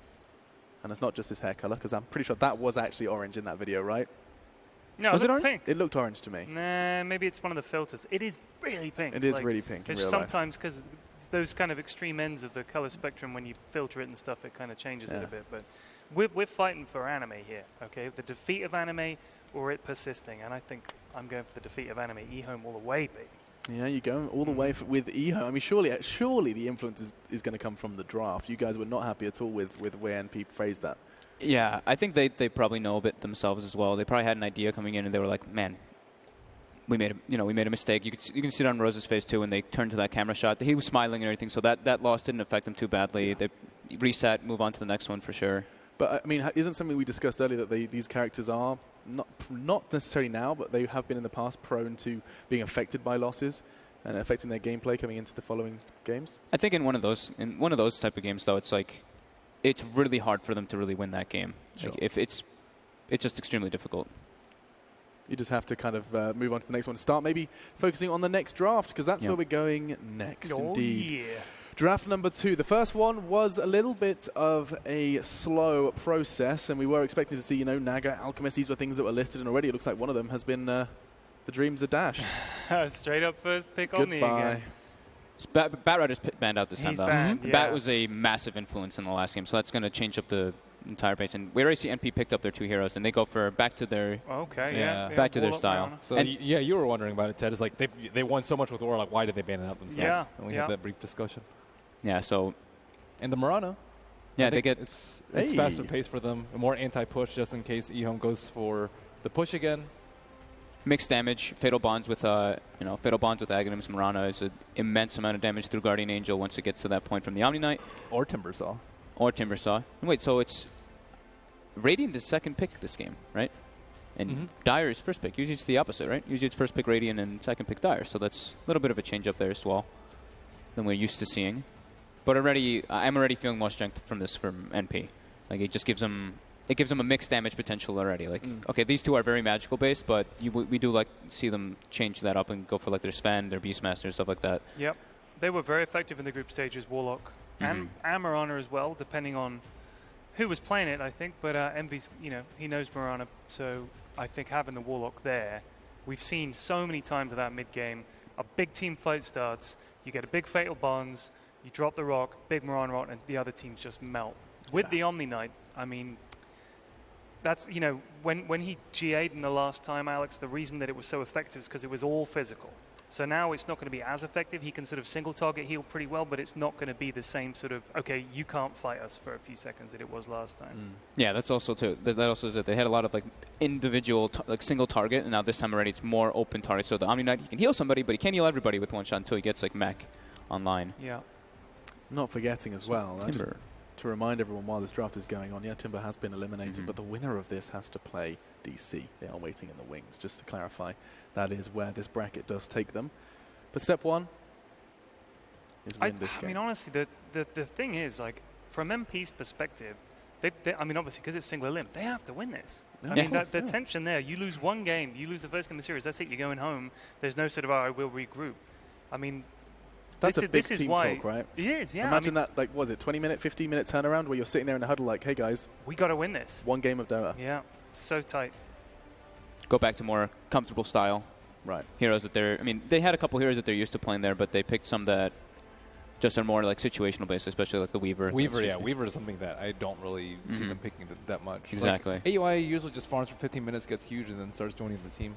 And Weaver's a much different hero. So can we put that around on the other foot and say with EHOME, when you're 1-0 up, you can actually go for some kind of risk reward plays, because if it does pay off, you've got that win. If not, you've got the fallback of a third in the series. Game 1, I think they kind of did that. You did that already? With the Lycan. Yeah, they're free rolling now. It's like, to them, it's like, well, we can lose this game. You could try something else. And then we get the next. I mean, if you figure that it's like a 50-50 shot, you only need to win one of the remaining 2 games. That's a nice spot to be. I could definitely see them going for the morphling that you were talking about, though. I think, like, with the Omni Knight, as you mentioned, like, the team fight just becomes insanely difficult. And with the Ogre, too, Ogre, I think, as a support, you kind of have to concede the team fight with these two versus the Warlock Mirana. Warlock is just overwhelmingly strong. And if they wanted to contest the team fight, maybe something else. I don't know. What's a stronger team fight? Like Disruptor, Witch Doctor, anything like that would be stronger than Ogre. So I think they could go Morphling Anti-Mage or something and try and split push a little bit better. But NP with the Beastmaster, it's a little bit of both, and it also gives them a lot of push potential because with the Warlock, they know that they can contest team fights. They want EHOME to defend. They want them to actually fight them alive. Beastmaster is a really good hero at that. And he helps you take fights on your own accord, obviously with Hawk, with Vision. And then they also have the Mirana ultimate, so they can really dictate which fights they want to take and which ones they don't.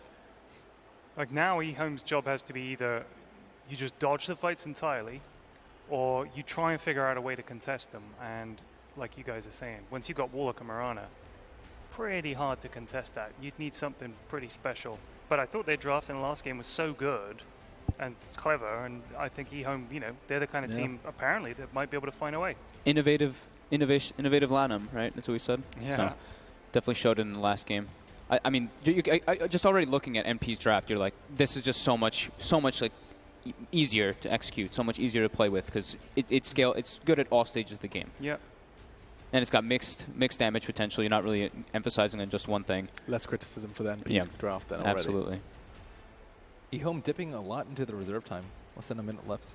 So old approach to Beastmaster, dealing with the Beastmaster. You fight vision with vision. Ooh, another Night Stalker. Their team fight is just terrible. Their team fight is very awful now, yeah. 3 melee heroes as well versus a Beastmaster Warlock. So Warlock's he can get very easy Fatal Bond combos, and later on stages, if he decides to even scale Upheaval, it can be pretty detrimental to EHOME's lineup. So since you know that you already have the team fight sealed as MP, what do you go for? Do you just try and, are you going to be able to win the night vision, or the vision game versus the Night Stalker? Are you going to be able to push hard enough into what they have? Probably looking at SVG's hero next and saving AUIs for last because they don't know the potential, what he's playing up Averse just yet.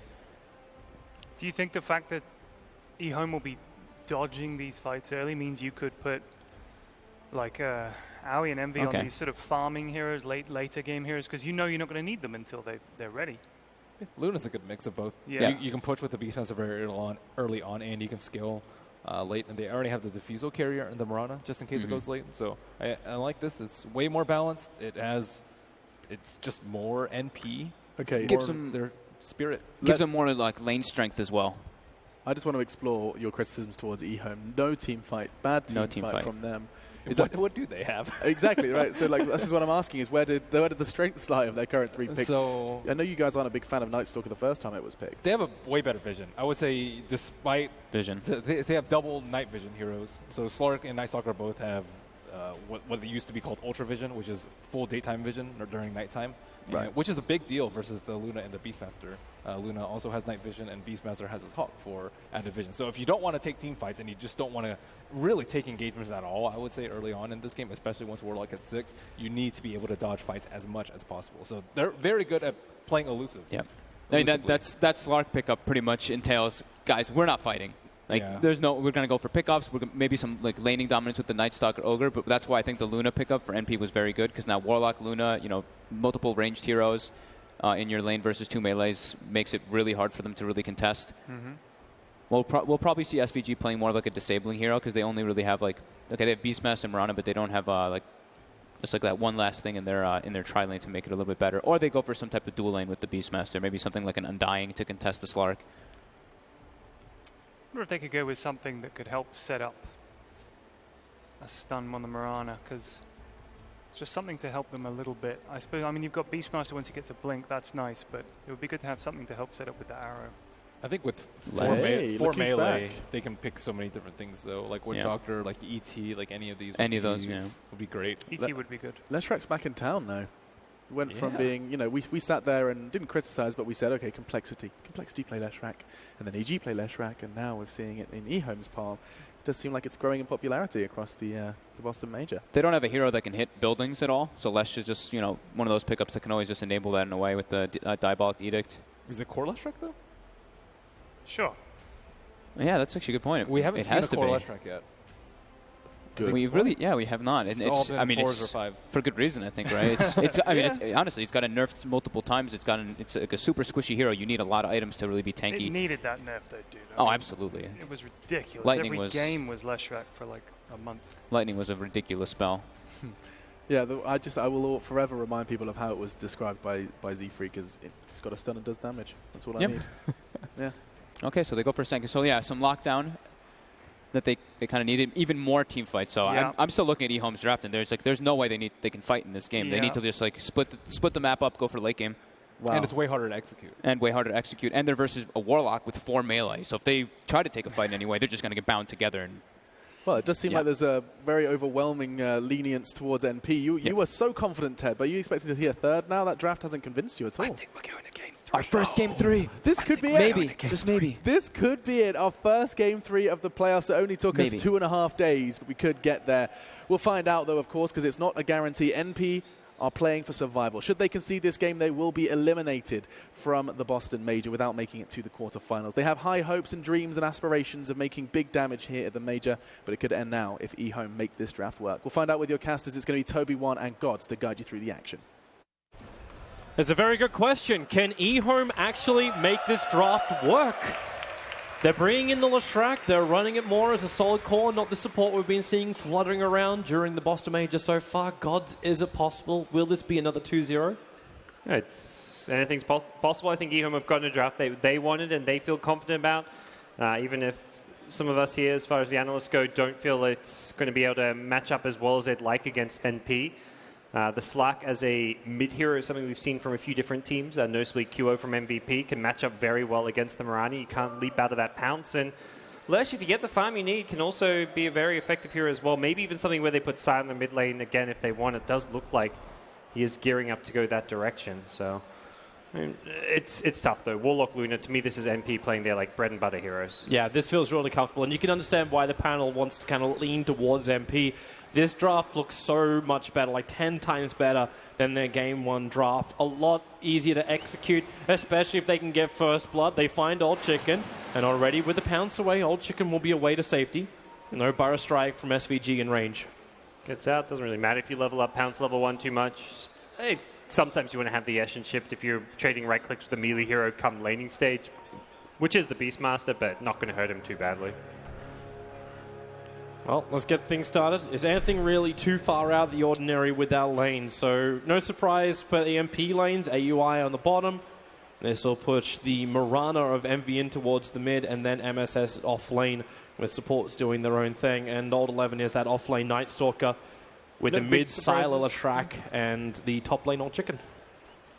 Yeah, nothing too crazy. It's what you'd kind of expect. The Slack and the Omni-Knight work very well. Normally you don't see the melee supports with a melee carry, but because of that pounce and purification synergy, this dual lane does work.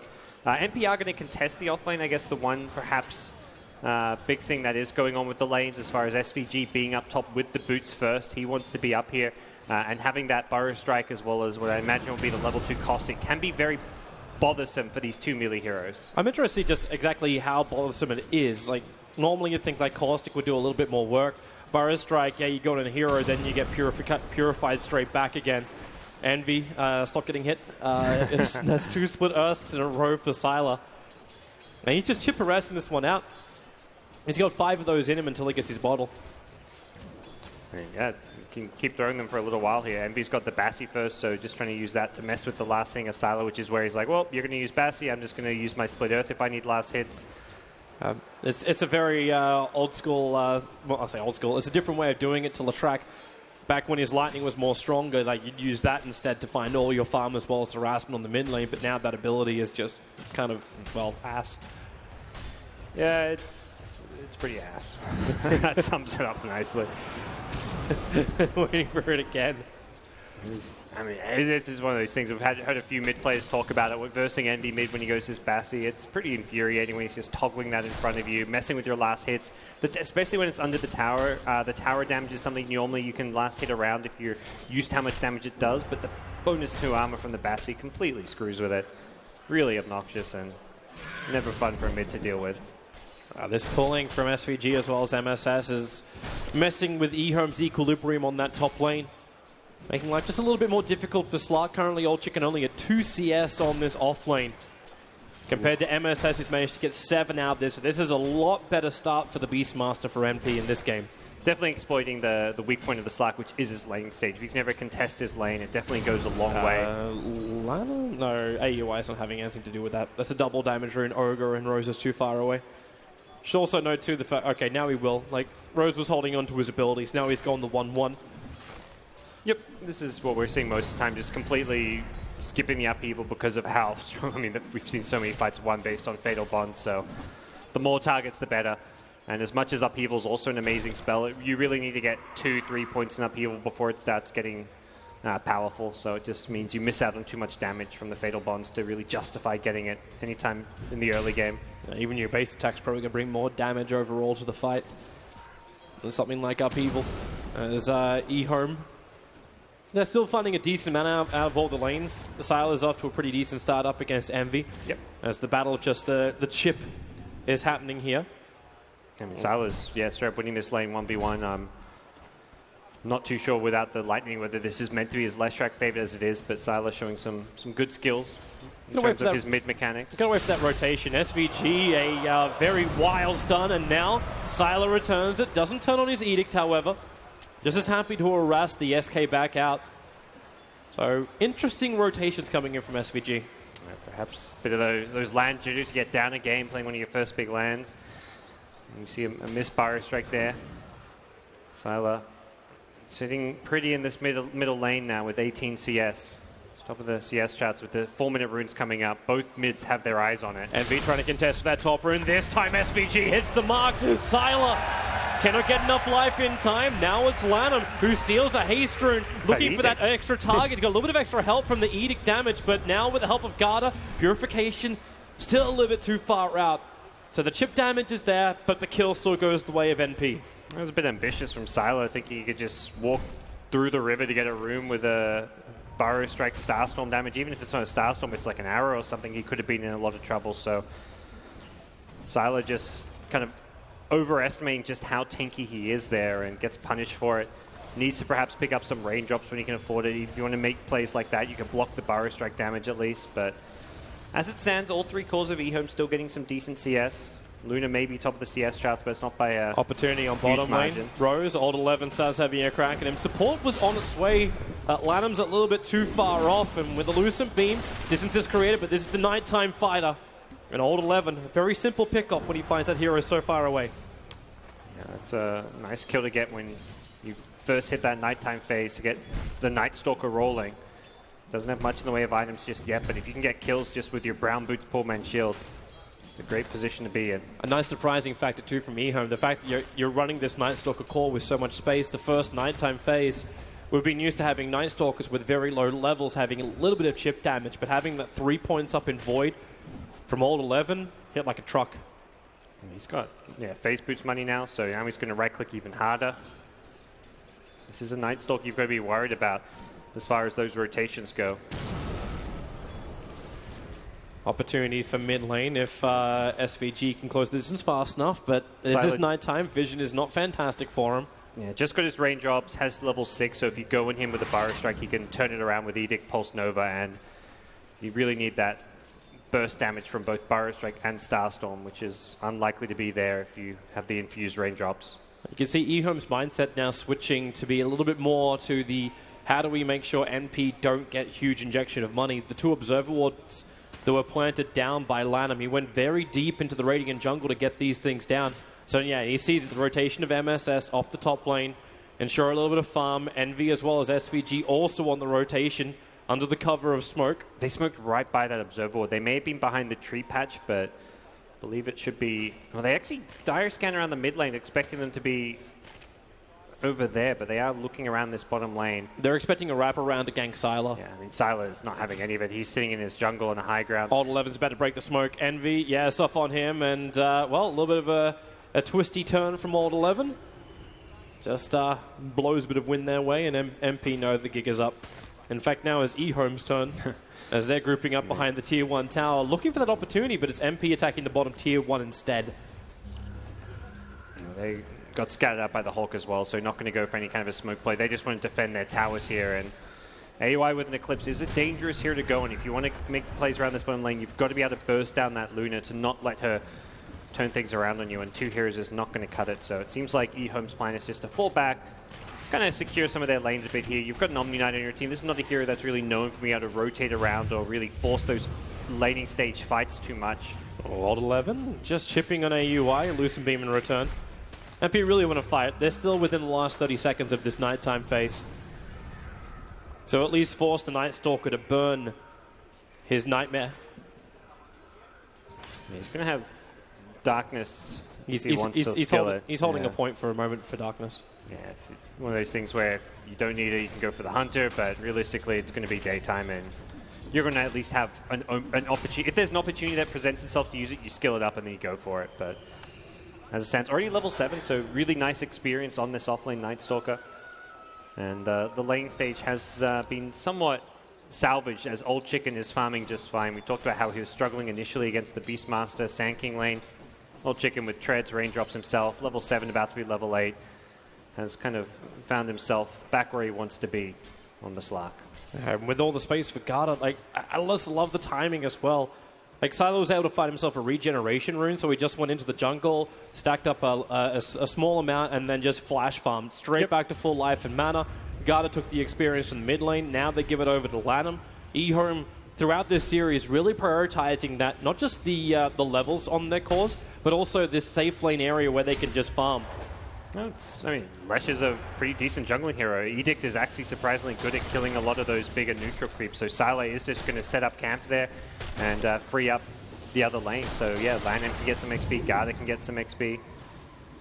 Much even distribution coming out, and that gets Sile up to his point. He's kind of at that point where he's just so squishy without one of those HP items. Didn't have a point booster, didn't have an Ogre Club or Vit booster, so now he's got the point booster. He can be a lot more aggressive with that extra couple hundred health.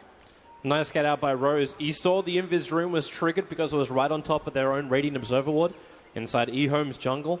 So they know Silo is here, so they smoke up themselves. They're bringing in MSS as well as himself, Rose. And they've got to use SVG as bait. So SVG, now he walks out just far enough that Silo will think about going for it, but they sentry ward. They find him there, commit the epicenter, raw to hold the Leshrac in position. And a good bait set up by good vision for MP. Yeah, you said it, having the vision there being the key factor as NP would like to transition out of this one, but without a rock, without too much to keep them going, they're not going to be able to push and convert that one into a tower, but that is a big kill onto the Leshrac, who's now 0-2.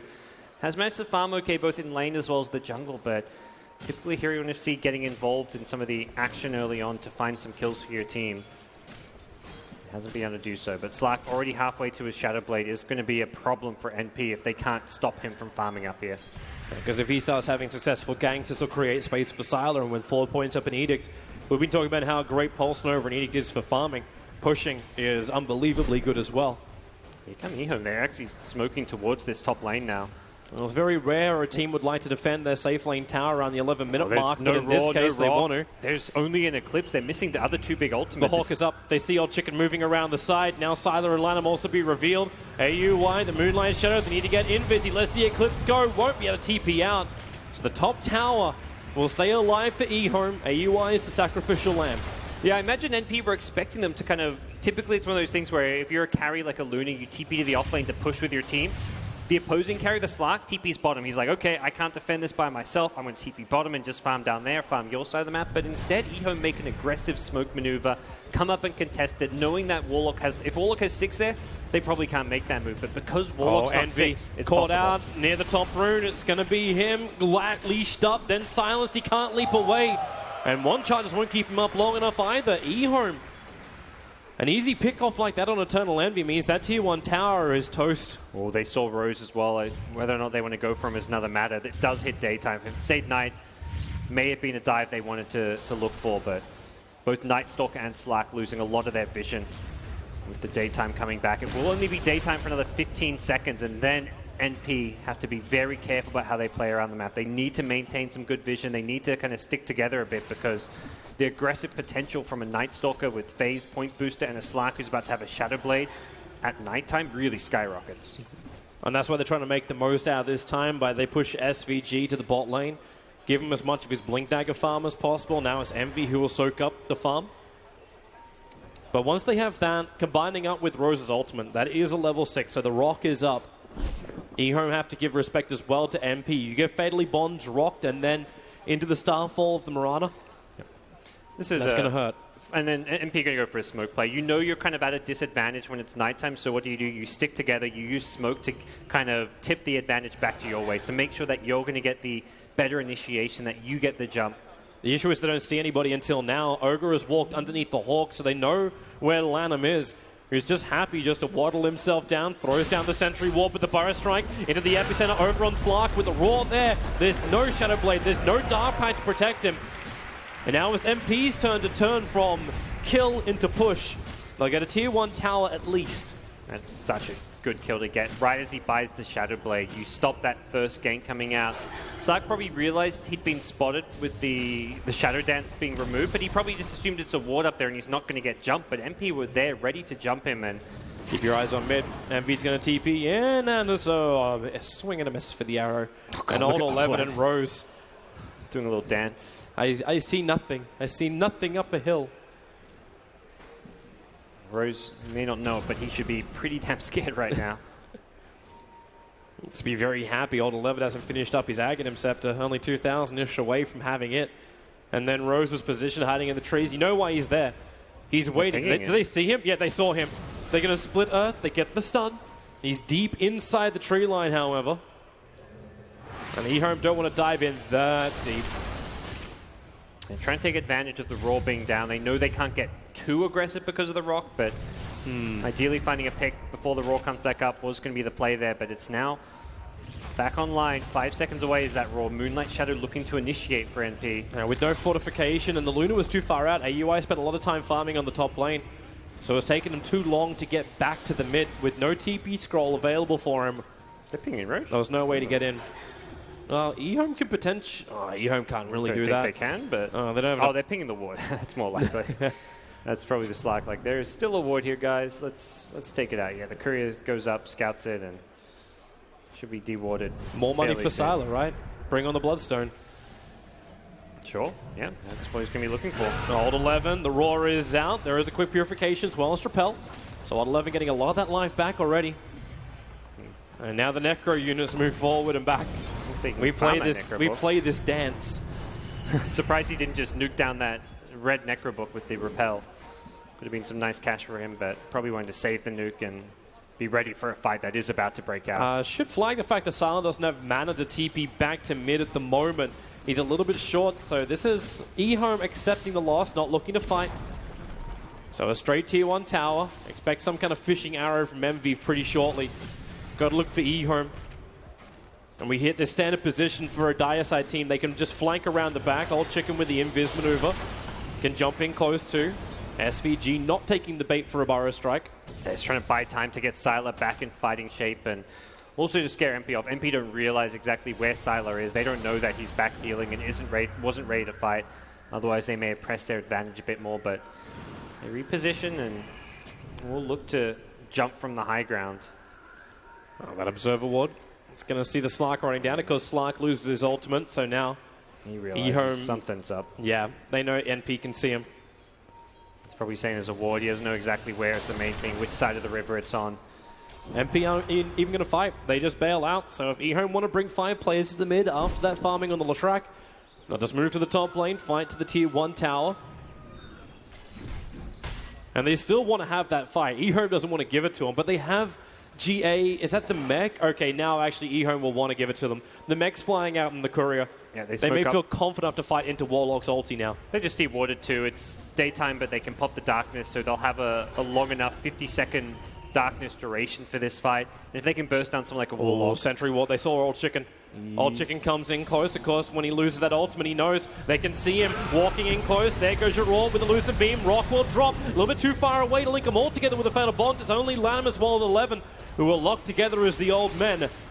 And without that first initial kill, this is Naz powerful. Garda protected by that Repel. It's going to last a little bit longer, getting back in range of the creep wave for the stun, keeping out the Golem. Old Chicken with another leap up, but SVG is there for the Burrow Strike. Arrow flies up, and it'll be Lanham stunned and held. They go for a second Fatal Bonds, and now it's MP rolling through them. They'll beat Lanham down, and it's a double kill for MSS. Garda and Old 11 licking their wounds. Not only will they lose 3 heroes, this is 2 towers as well that MP will claim. Just a Warlock doing the most damage in a team fight of his whole team. That Fatal Bonds at the end, catching 4 heroes, making all the difference there for NP. Fantastic patience coming out from Rose to make sure he found it. And it's too difficult for Slark to fight into them. Even when he scouts out the sentry, baits out the rock early on, he still can't fight because of all the AoE. There's a Burrow Strike, there's a Starstorm, there's arrows flying around, there's Wild Axes. There's too much AoE for him to deal with in a fight like this. And I think EHOME are just better off not trying to fight into NP, but playing the split push game until they get another item or two. Slark needs to tank up a bit more, get his Echo Saber, maybe even an item on top of the Echo Saber before he's truly ready to try and engage into NP in that kind of situation. Well, the Echo Saber will be nice, the Agony needs to be completed, the Bloodstone, all these things you start listing. EHOME needs space on the map to farm, and maybe that is just it. It's a game of traits now for them. Find the farm everywhere you can possibly get it, but you also need to see what's happening from NP. And they had a lot of NP are watching EHOME very closely. They knew NP were 5-man pushing top. They had mid lane to farm. They had bottom lane to farm. They had the Radiant jungle. They had a lot of open areas on the map to play around, and they took the more aggressive, risky approach, which was fighting. It was high risk, high reward. If they win that fight, it slows down NP's 5-man. It gets them a big advantage. But it was one of those scenarios where Slark just isn't quite ready to fight, even with some nicely skilled play from Old Chicken, scouting out the Sentry Ward. He managed to Dark Pact off the Roar. Even with plays like that, they're still not winning the fight. And because of this fight now, NP is starting to pick up some big items. The Blink Dagger wasn't there previously for SVG. He'll have that. Combining it with the Aghanim Scepter. This is that combo we were talking. Like the Fatal Bonds plus that double Starfall damage and EHOME. They will just have to bail out as quick as they can. And this gives more space for AUI to be effective in the fights. He's not the one that EHOME can just initiate, pop down, and then just say, hey, we will now win the physical DPS. Yeah, this is multi-hero threat. Even the Beastmaster, once he has a Necro 3, can dish out some great single-target damage. He can kill almost anyone he wants if they don't get protected by an Omni-Knight. If he gets a Roar up on a Lesh or a Slack with the Necro 3, those heroes will melt very, very quickly. EHOME ideally need to find a good next fight. They've just picked up the Bloodstone. They want to start racking up some charges and seeing things swing their way. Using smokes is fine, but I think smoking into the 5-man of NP where you're going into the rock plus Fatal Bonds can just be devastating. It's a level 4 Fatal Bonds. Rose knows how powerful this spell can be, opting to max it out by level 7, and that's something EHOME just have to respect. They just have to win on positioning then. Like, you can have the Night Stalker Ags up right now. In fact, it's coming on the Courier, so Alt 11's going to have that huge vision advantage against NP. Take the fights you know you can win. At all other times, fall back, defend from inside your base, and then come back out again. Yep. It's not as though NP have a lineup which will keep you pressured inside your base. There's no Naga Siren pushing in every single lane against you. There's none of this like Slark threat which EHOME has. Ideally, they want to be going on the Warlock before he can use his spells, but it's very difficult to do because they don't have any great gap closes. There's no Blink Daggers. I mean, Slark can try and Shadowblade through, but Warlock's always going to be seen behind Sentry Ward. So to get to the Warlock, you're going to get spotted before you can get there. Night Stalker, same thing. You may be able to see the Warlock where he's positioned behind people, but you can't actually physically get to him because heroes like Sand-King, Beastmaster, Mirana are going to be between you and that Warlock. So trying to stop the Rock and the Fatal Bonds from coming out is much easier said than done. Well, if there is a team that could potentially do it, we'll see how EHOME approach it. For now, they're still farming up underneath that MP ward that's been there for a very long time inside the Dire jungle. They've seen all the movements of EHOME. That's why MP know where they can go out. They know they can farm up their other critical items. AUI approaching the Manta style. In fact, not just approaching, completed. He's got a lot of farm on himself with a couple ancient stacks recently. They've kind of slowed things down, gone into this farming phase, which once you win that first big fight and you get the edge because you take 2 towers. Sylar going to slow him down a little bit of lightning. Garda's behind it, and Envy, he knows he's in no peril. Sylar doesn't have a Yule Scepter, so there's no easy setup for the Split Earth. But anything he could do to stop feeding charges to Sylar. With that Bloodstone being up, you know that Lesh wants to be involved in a really good fight. And NP may oblige them. Smoking underneath their own Tier 2 tower away from all vision of EHOME. NP will now come on the hunt. Yeah, NP are ready to go with the Manta pick up, with another Rock up. They've got their ultis. They're ready to fight. Level 3 Necrobook. Mirana with the Ags. There's not really any key items that they're missing. Everyone's probably saying, yeah, are you ready to fight? Yeah, I'm ready. I'm ready too. Let's go. The only thing they're lacking is the Moonlight Shadow from Mirana. So closing the distance is... Oh, they're still got SVG, and Leshrac is a very, very juicy morsel. But you see Garda's positioning. Always perfectly behind Sylar. Anyone that uses bait, there's just instant backup.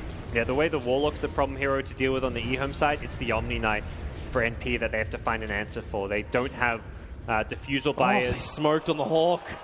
The Hawk was watching him farm, and now NP, if they want to, they can just barricade themselves into the Dire jungle, cross the line, and die. And Moonlight Shadow and everything. Sentry wards are down. They don't see the Hawk. I think it seems EHOME may have... The Hawk did die that was on top of them, so they may have spotted it as it disappeared. And they also have a Dire Sentry Ward in mid lane, which should have spotted a fresh Radiant Observer. Does the creep wave actually turn? Yeah, the one range creep will turn up and get rid of that Observer Ward. That was a fresh plant too, so they know that ward was planted just now, and that'll reveal exactly where MP are. But MP just going in. Yeah. They're going in for the Tier 3 tower. EHOME may not have been really expecting this because they're out of position. Have to burn their fortification early. The Observer Ward, they're still there. Old Chicken's pinging. He's just like, he knows he's visible. More than likely, he'll think it's up on the hill and it's maybe just a Hawk. Yeah, it's the tough thing. Like, you never know whether it's Ops Wards, Hawks.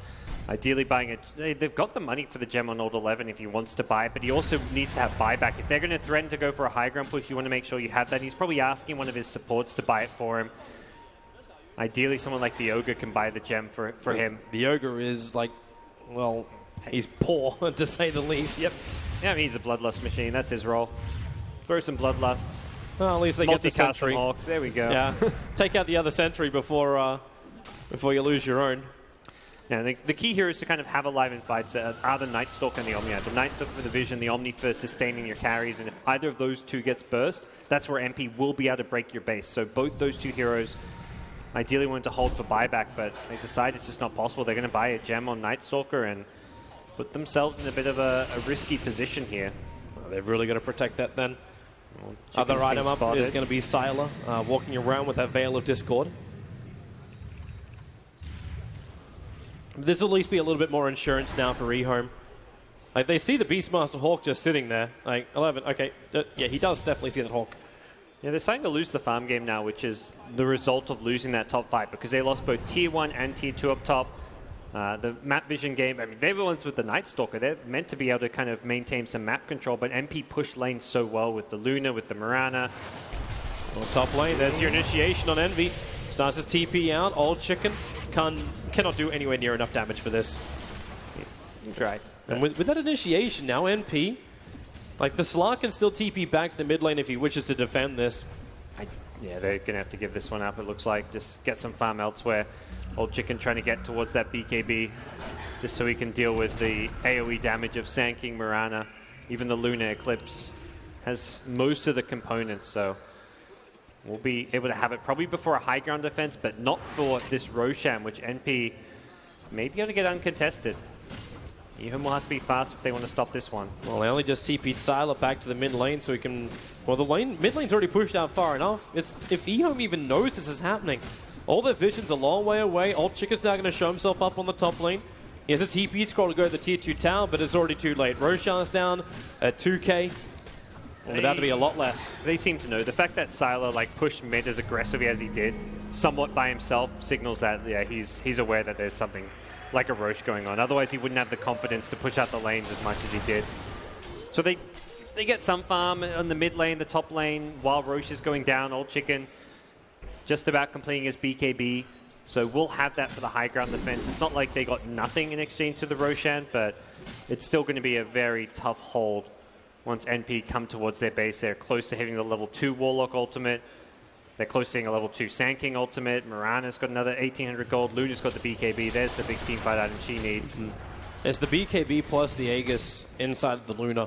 This will allow NP to be very aggressive and just push the Luna up onto the high ground. Take out the Tier 3 tower, and we've seen it time and time again throughout the Boston Major. Luna's Glaze bounce around, destroy almost all the supports, and that's too much healing for an Omni Knight to handle. I wonder if we'll see any kind of diffusal from NP anytime soon. Perhaps Luna's next item, or even someone like Mirana could buy it, because bursting down some of these repelled targets could be one of the bigger problems. Sylar on the high ground with a repel can hold very well as the Lesh, or even repel on the Slack. Well, he's got the BKB now, which perhaps suggests the repel's mostly going to be going onto the Lesh rack. Yeah, they kind of have to babysit him more. Sylar's still got a decent amount of money holding onto the 2600. Yep. Hasn't decided exactly which path he wants to go, if he needs to turn this into split push with BTs, but right now it's defense time. Hold on to the buyback money, because NP, they're coming in through the bot lane. Rose is watching the back end. Old 11 trying to get a little bit of extra vision. Also behind NP. Thanks to that Observer Ward and the Hawk. They do have a little bit, but we are still under the cover of darkness, so EHOME will be winning the vision advantage. And oh my, that's a lot of stuns. That's a free Aegis. That's really nice for them. And they're looking for it again. With the Edict turned on, Old Chicken wants to hold AUI here. Now he triggers the BKB with the rock to fall down. Venomons needs to connect. A lot of damage. Garda's going to fall before he gets the ulti off, and no buyback available. Both supports down for EHOME. Old Chicken with his fresh BKB did manage to find the opening, so killed off the Warlock. The Lightning chipping down AUI, but he had one charge available. The Burrow Strike is there, and Old Chicken with a level 3 Necro Books. There was nowhere to hide, and there's 3 heroes without buyback for EHOME. NP, they will take at least one lane of racks, and if they get this done, Sylar will drop as well. An ultra kill for AUI. And EHOME are well on the ropes. They may just have ended the game with that fight. Slack without a buyback because he commits for the BKB. And the big thing there is the Omni Knight got taken out of the fight. Didn't get a mech, a Guardian Angel. No heals, repels. He did not get anything off. And oh, Burrow Strike. They caught Alt 11 outside the base. EHOME, one by one, they keep getting picked out. There's no buyback for the Nine Stalkers, so they have to continue to fight with one man down. And MP, all these abilities, they're so cheap. They're not big ultimates. It's Blink, Burrow Strike. They jump in again. The Guardian Angel this time is up, protecting Sylar with the Lightning Slow. MSS dropping down low. They need another stun, but Envy too quick on the Panther. Able to get away. Oh, they don't get the second melee racks. EHOME hold that one, but MP winning that fight around their ultimates. Get the first lane of racks. They don't have an Aegis anymore, but they're going to have a couple new nice fresh items. The Diffusal Blades picked up. AUI approaching the level 16 as well. We'll take one more look at just what happened here. The Omni Knight, the key hero, who just got completely taken out. MSS found him on the back there with the blink in, and that completely took away EHOME's team fight. Yeah, and EHOME were very focused. They wanted the Luna dead. Of course, you burn through the Aegis, like, hey, this is a great time. She's sitting on our stairwell. This should be the opening we want. Comes back alive again, has time to trigger the BKB. There was no straight stun from the Leshrac, didn't even attempt the split earth. And then the rest of it was the MSS show. Envy agrees. Good fight. Thanks, MSS. Well done. But they may just look to go again. Next Warlock Ultimate's coming up in 25 seconds. They can look to do a similar thing down the mid lane. Yes, they had the Aegis, but they didn't really get much value out of that Aegis. It did kind of force EHOME in a little bit, but they can realistically do that around AUI even without the Aegis, and this mid lane could be getting pushed here. Sylar being initiated on. Lanham's right behind him at AUI with a Lucent Beam. Envy triggers BKB, hits the arrow. Sylar's going to fall. He still has buyback, but this is Sylar who's been walking around with close to 4,000 gold, not spending a bit of it. Now he does. He buys an Ogre Club.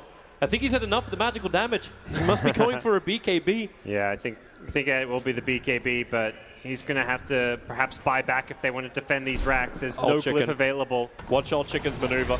Coming in from behind. He wants the opening. Remember, MSS has that gem available, so Old Chicken starts the fight, gets his BKB off, dodges the stun from SVG. It's been kited. That's BKB and Shadow Dance down. And buyback. And the Lesh buyback. That's about as bad as it gets for EHOME. And there we go. Here's the re-goose from NP. Shadow. They want to go back in. There's the pull out. And then to go straight back in again. Can they find the opening? Luna's doing most of the work. The Necrotes only have 14 seconds left, and no creep wave here for NP, but it doesn't stop them from just walking in and hunting heroes. That's fine. Backdoor regeneration, they don't really care that much about. They take the creep wave, let AUI do the work. And Old Chicken, now he has to play the bait game on the front lines. AUI is being a bit cautious about this one after what happened to him in that last push. And nice Manta dodge. BKB is up as well right now for Envy. They jump in, the rock will hit. The Fatal Bonds is perfect. This could be it right now. EHOME, they are being moonshined out right now by NP, and there it is. GG! Our first game in the playoff to reach a third game in the series. Very well executed by NP. They found their timings. They grouped up when they needed to around the Luna, the Beastmaster. They just had such a strong five-man pushing force with all the attack speed auras coming out from the Beastmaster, the physical damage from the Luna. And then they had the team fight edge, the Warlock, the big hero that won them that first deciding fight at that top tier 1 tower. That was kind of the difference maker there. Rose has proven time and time again what he can offer in a team fight. He's always in such a good position to make sure he gets off the ideal rock and hit multiple heroes with that Fatal Bonds. Man, it was absolutely perfect. The space, just the work from both supports, they took nothing, literally nothing. Both of them had no kills, but together combined they had 23 assists in that game. It was really the sacrificial supports from SVG as well as Rose. They did a fantastic job, made the space. MSS, great target selection. We didn't really see that as an option in Game 1, but this time around it seemed that NP knew exactly who they wanted to kill off, and NP, Game 3 machine, we're having a Game 3 thanks to him. Finally, it's happened. Yeah, it did take a while, but I mean, you kind of anticipated that here at the desk after seeing their draft. Could you guys work a way out that EHOME could have defined success there? It was always going to be tough. I think the nature of their draft, they just had no good way to get on the backlines. They had no blink initiators. They were entirely reliant on the Slark, so they were kind of pigeonholed there. And really, NP didn't give them any openings. Like, you're running around with a Warlock, you could just 5-man. Luna wants to be in that situation. Everything was so tight, you couldn't even win the Vision game with the Beastmaster doing his thing. Then they lost the gem, and then they completely lost the Vision game. Which is what we expected to be the one thing going well for EHOME. I say I'll introduce the desk. Thanks very much, Gods and Toby. You get a third cast. Congratulations. All right. Hello, gentlemen. We have to talk about this one a little further. We have to expand upon it because, I mean, I do feel like I may be a bit of a broken record, but we did frame coming into the second series. Like, even you're a firm believer in the EHOME project, Ted. Project EHOME. Project EHOME. You felt like this wasn't looking particularly tickety-boo. Every project has setbacks. All right. I'm sure when they were building the Eiffel Tower, there were some days where they turned up and they were like, guys, it's meant to go straight up, and someone had built a platform out to the left. It happens. You come back and you regroup. They buggered up the draft, honestly. It was a mess. Yeah. They can come back and fix it. And those flaws in the draft can be probably best outlined by the two to your side. Malini, starting with you. I know that you were locked to this game. Your eyes just could not leave the screen, thoroughly enthralled by it. What was it that particularly caught your eye? Well, when we saw the draft at the Slark, we were just like, what are they really going to do? And they got a couple of picks here and there. They got a good kill on the Mirana, they got a good kill on the Luna, but after that, you could just see like none of the team fights were ever really going to go EHOME's way. I mean, vision was the kind of key word, right, folks? You were like trying to understand. You were like, okay, well, they have Night Stalker, they have Slark. It's going to be a battle of vision, and they didn't even end up winning that one. Battle of vision, but I think the main things that they needed to try to do, at least with their draft, is the Night Stalker needed to make so much happen in like the first 2 nights in order for them to really like propel to even try to take any fights. But I mean, even then, fighting into NP's lineup is impossible for what they drafted themselves. So think of a bit of just a hard draft for them to play. This is another reason why we don't really see too much like Core Last Strike too. He needs a lot of items in order to be that commanding force. They just pretty heavy outdraft, unable to fight. I think just watching, that last fight, the one before this one, you could see the power of having the Sand King as well, because it gives you that ability, especially Slark is in the middle of things. He tries to leap out. Sand King's right there, picking him up. That second line's done. So he's sort of going around the back. He's like the safety. He picks him off around the back, and then the fight can catch up to him. It can just roll and roll and roll. And they did it really well. I imagine it was quite fun for you to watch as well, specifically, folk, just because of the support and how not selfless but successful they were. The singing the praises of it was Gods. He was saying, Warlock and Sand King, SVG and Rose, respectively, did a spectacular job of setting things up for their team. Was there evidence of that? Yeah, absolutely. I mean, they barely even died. They didn't take any kills from their carries. Like, what, if you were playing a carry in that situation, you're like, wow, thanks, guys. Like, this is perfect for me. I'm getting every single kill. You guys are just enabling us to be able to do it. Yeah, great play from all over from NP, though. You could see much more teamwork and everything. And like this draft compared to the last one, you could see they definitely have the fight in them, but it depends on if they draft properly. You could see MSS laughing in the booth there, like he was having a great time. Yeah. I mean, that must be great for your confidence going into a third game. You lost the first one pretty badly. You cruised the second one. I think the key is, did they win purely because of the draft, Ben, or do you think they got outplayed as well? I think SVG put a lot of pressure on the left rack and helped Envy win his lane. All they had to do was not lose the lanes terribly. So it was a much easier to execute draft. I thought the draft was much better than it was for game number 1. But the Omni Knight first pick and then the Ogre. Ogre actually, I think, shot themselves in the foot. And then after we saw less and less team fight, we're like, oh, God. Yeah, I mean, they really can't fight. And it's actually talking to NP's like manager downstairs, he said something funny to me. He said that they ran into EHOME's manager in the elevator with Envy and stuff, and they were like, so, as a joke, like, what are you guys going to draft tomorrow? And all he said was, okay. Which OK stands for Omni Knight. Hey. And they first picked Omni Knight 2 games. So this little bit of cutesy play by maybe by EHOME's manager a bit, or coach. Or he was just genuinely giving him an answer. Or he just was saying, I'm so glad you asked. Omni Knight. That would be funny. We can actually bring up Omni Knight and alongside the other 9 as we can bring up the scoreboard to show you guys how things did go down. It wasn't necessarily a walk in the park for Garda, who was wielding that Omni. In fact, a very lackluster score for everyone really on EHOME. Struggling to get going, just 5 points to their name, to the 16 kills of NP. I think the draft kind of... It is literally... it's funny when you try and do a post-match for something which you guys feel was almost lost in the draft. Like, before the first creep was killed, you guys felt like we were almost on our way to a third map. It was just, I mean, their like Ben said, or like Marlene said, it's a very hard to execute draft. They have to dodge fights for very, very long unless they dominate the lane stages. And dominating the lane stage versus those heroes is near impossible. And there's another thing about that matchup, too. So MD was up in the mid lane versus Sylar, actually, not Old Chicken. And I believe they had another lane swap earlier in the tournament where Sylar went mid as OD. And there's not that many teams that switch off their mid and carry, and most of the ones that do aren't that successful. So I didn't really think it was a good sign for. It's like, wow. I asked you earlier, is like, can Old Chicken play Leshrac? Can he not play Leshrac, or can Sylar not play Slark? And we weren't sure because both of those heroes we don't really see coming out from EHOME. We were like, maybe both. Maybe neither can play either. This is fun. I'd like to explore that further, of that perhaps swapping roles is a sign of weakness or is attributed to weaker teams. We'll talk about that after we do jump on board with Purge, because word on the street is he's ready to go ahead and explain exactly what went right for NP or perhaps what went wrong for EHOME. Let's have a look. Thanks, Machine. I wanted to look at that bot fight, especially the one where AUI lost his Aegis. It's pretty interesting just because he was so far forward. He did get caught. Great chain disable there by EHOME, but the really big things came up after this. The first thing I want to point out that was pretty huge actually was a lot of mana was actually missing here from EHOME's side, and that mostly came down to Omni here, only sitting on 279 mana as the fight started. Not exactly where you want to be when you want to cast Guardian Angel, multiple Purifies, and a mech. So as the fight starts, this is basically now the issue with EHOME's lineup. Sylar here on the Leshrac.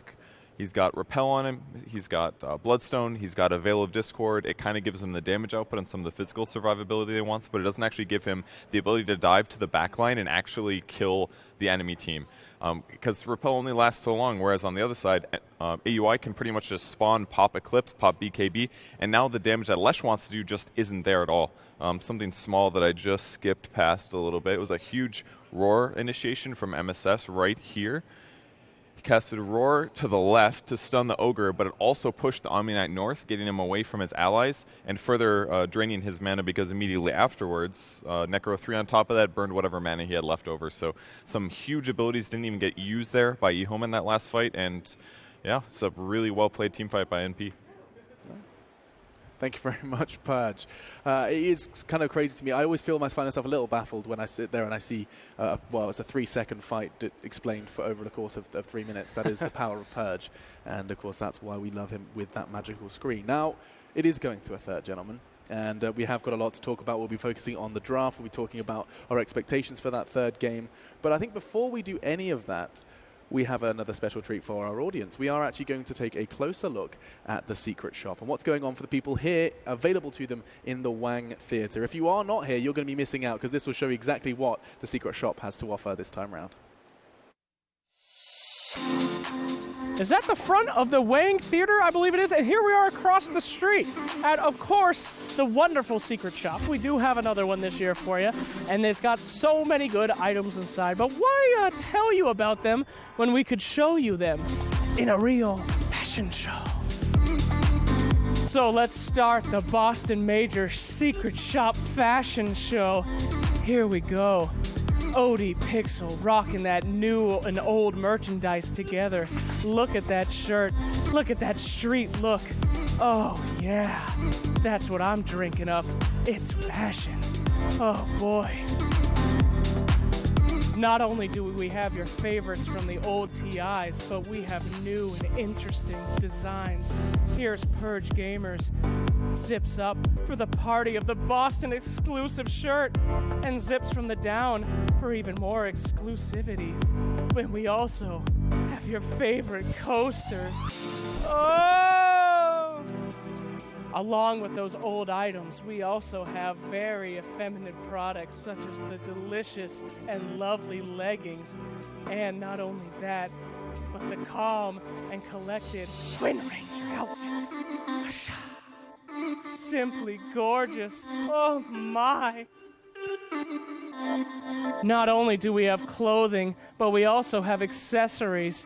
Here comes Charles Yang. Oh, it's the Gib! Oh, the Gib! Yes! Yes! And also returning is the mystery box. Each mystery box has a variety of different things for you to find, including a unique Boston pin. That's not all, though. 1 out of 5 boxes gets you a rare reward that you could trade in for 3 in real life rare items. 2 boxes, unlimited possibilities, only at the Boston Secret Shop. From lonely nerd sitting in his basement to lonely nerd sitting at work, we have all styles, all fashion, and all Shiver. Secret Shop. Styles for men, for women, and for Charlie Yang. Join us across the street from the way. Also including Joiners a Plush!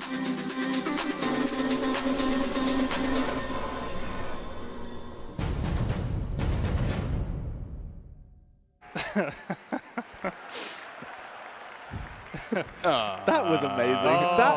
That is something. I literally, all I had in my ear was secret shop video, and I was like, oh, okay, that sounds okay. And it's just a turbulent wave of emotions flowing over me right now. Oh, that was the best. Yeah. How do we get from nerd in his basement to lonely nerd at work? That was a Dota tie, by the way, and I did see one. I feel like we could. I think does Slacks have it? Well, It's he in the had green it, and room. then he left it on the coffee table downstairs in the green room, and it's just sort of sat there. And I was like, "Oh, there's your tie." And he went, "Eh." I have one. I'll You have sport it. one. Can you wear it tomorrow? Yeah. I like that. I want to steal one. Maybe I can make it happen. Either way, we should You probably have get to, you have to the walk down the thing. I would rock that. I mean, I don't know if I'd rock the leggings as well as Charlie, but I think I could rock everything else. He looked pretty good. Yeah, almost. And that unzipping from the bottom. Why would you unzip I it don't from the know. bottom?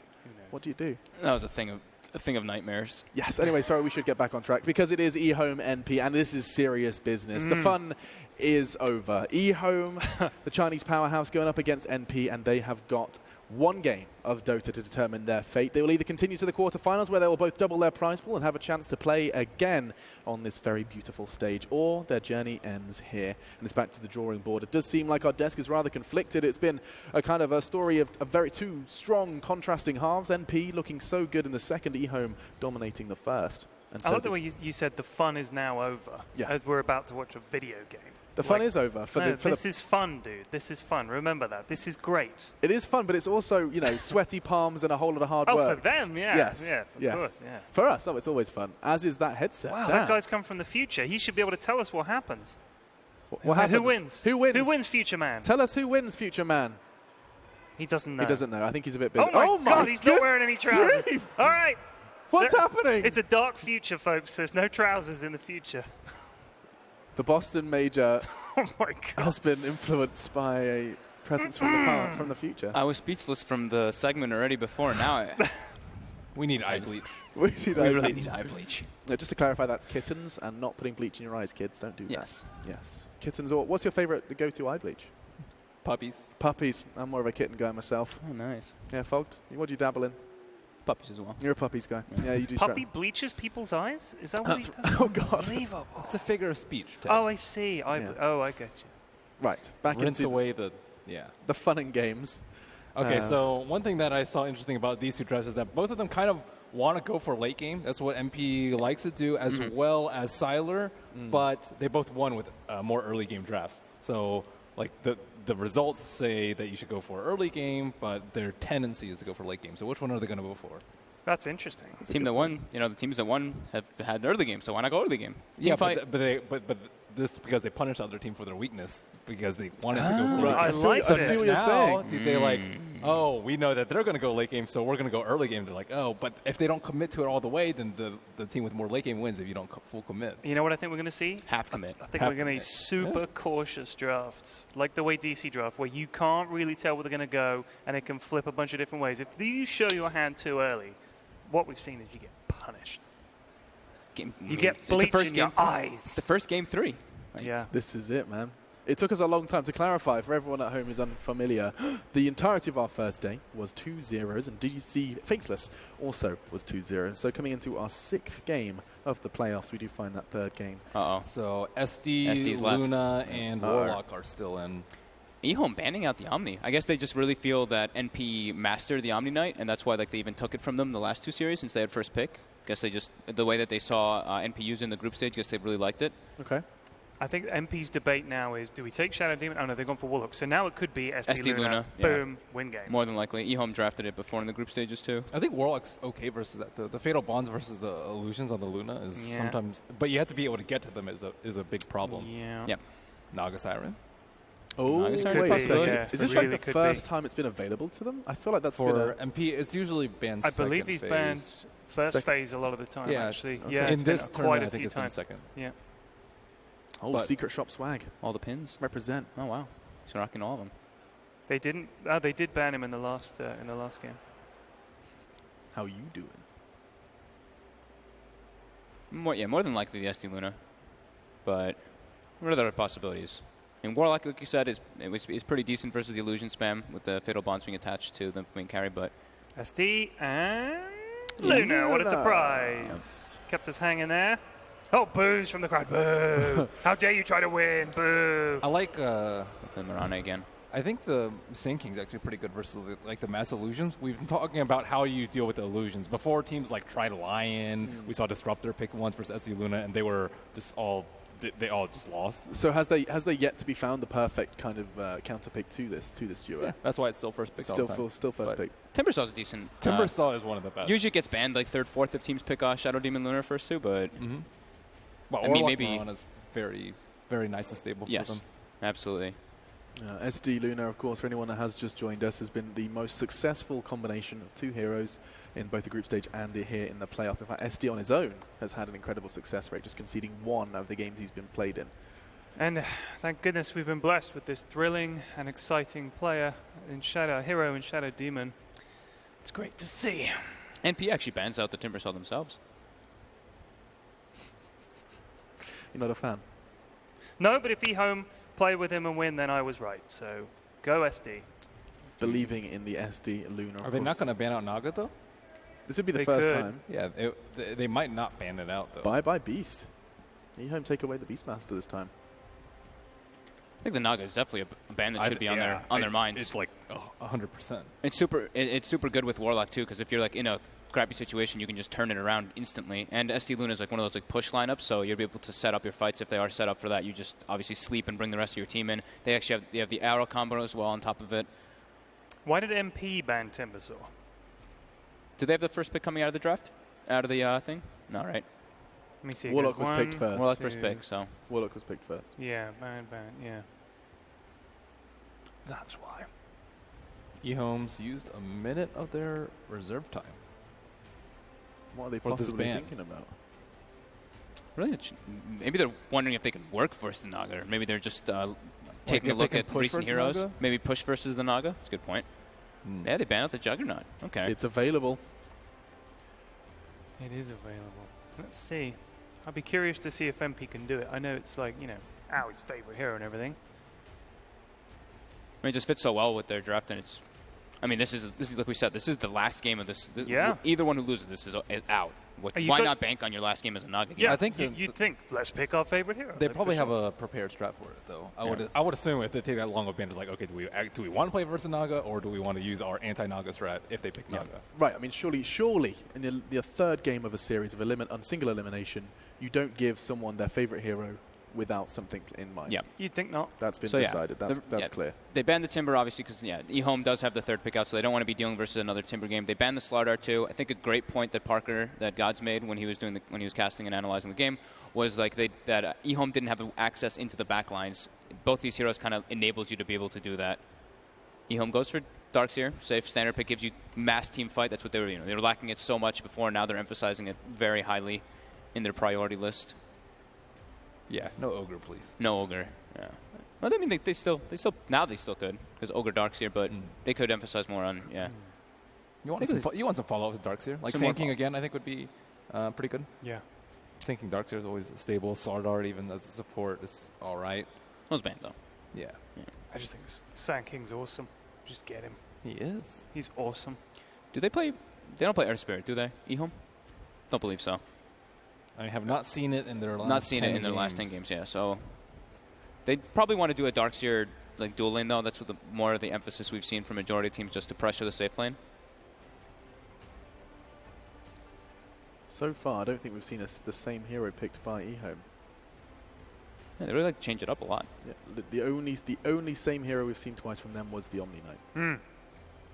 So lots of MSS's heroes, or lots of the offlaners are just out of the pool. As I said, the Sanking gets picked up. That still could be, they did run in support last time. This kind of leaves their draft a bit more open-ended still, but more than likely that one will be the offlane this time, since, Timbersaw's banned out, Slardar's banned, Batrider's banned, Beastmaster's banned. Like, this is all of MS's heroes except for, like, the Clockwork. So, more than likely the Sanking offlane this game, especially because Darkseer's taken by their team. And this gives NP even more team fight potential too. They have heavy magic burst on all their heroes, and like you mentioned, the approach to dealing with the SD Luna, the illusion spam, Sanking, since you can get, obviously the Sanking just is ultimate is very good, and then if you ever get to that Aghanim Scepter with the Caustic, it's you stun, you apply Caustic on everything that you hit. It's very good versus that type of situation.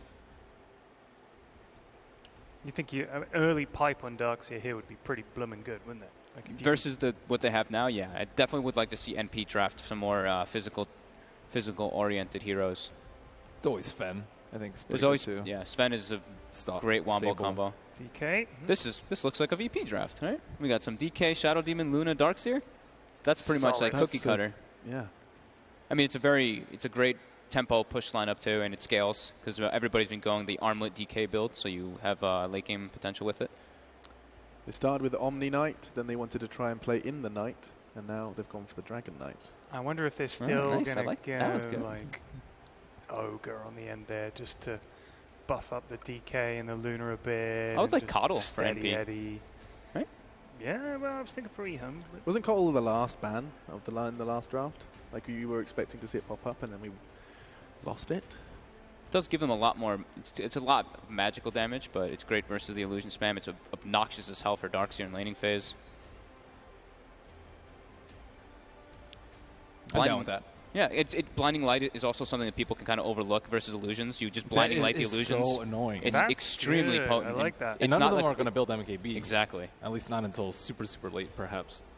You never really want to build MKB just for blinding light. Yeah. It's such a waste of gold. But you have to. It's like 80% miss. It's that influential? 80% miss, I believe. Yeah. Feels like 100%, honestly. Yeah. Yeah. So they go for their Naga. Now that even the Coddle looks even better. I'm assuming EHOME's going to ban it out, but... Yeah, so... There it is. They must have been prepared. They were expecting to see this Siren pop up, right? You'd think so. They have a push. I hope so. They're like most well known for this Naga Murana. It's been highly anticipated by EHOME. The crowd cheered for it. Oh, that's rarity for Naga. That's rare. Yeah. Usually you hear the boos, but... You know that it's like people like MP, right? And people like AUI, or AUI, I should say. So it's like you get to see a guy you like on a hero he loves in a decided match of single elim, I'm kind of surprised EHOME have let him have it, honestly. They banned the Undying on EHOME too, so not expecting, not thinking it's a Coddle. I still really like the Coddle for NP's draft. I think it fits like everything that they kind of need to. They can even fight as 4 and bring the Naga in when it's necessary, and always accelerate his farm with Chakra. I think ET's also pretty good. ET's also for similar purposes. Very good, yeah, and that's an SVG hero for sure. What do you think MP need to worry about here from EHOME's lineup? I mean, obviously they can absolutely still lose. This is a very strong lineup. We're not going to write off Luna SD at all. It's just losing one team fight is the most is the thing that you're worried about the most. Like if you waste sleep and you waste rock, you'll probably lose 2 towers, I would say. So it's like after this last pick is going to be a support from EHOME. I don't really see anything that's going to change like the base of the strat. SC plus Luna plus high DK. Stakes, you mean? I still think Ogre looks good for EHOME. Yeah. Right? Because they banned out the Undying too. That's kind of like an indicator. We've been seeing a lot of this, the Ogre versus Undying match. Okay, they go for the Disruptor instead. That's actually pretty interesting because they now have like massive wombo combo with their Naga Siren Sleep once he gets involved. And it gives them more, like even more team fight. And it's good versus like EHOME's lineup. If they do go for a push, like if they go for like pushing and there's people in position, they can always just glimpse people back. And you have to pretty much commit to taking a tower in that manner. Otherwise, you're going to lose a hero every single time. And now you're forced to get BKBs. There's no way you can't get a BKB versus lineup. But by the time you get BKBs, Naga probably has all our items. So it's a very tiny window for EHOME to execute their lineup to perfection. So NP are almost forcing EHOME into a certain kind of shopping list, forcing them into a certain time. Oh. So they go, oh, okay. Ooh, I did not see that one. I did not see that one coming. Yeah.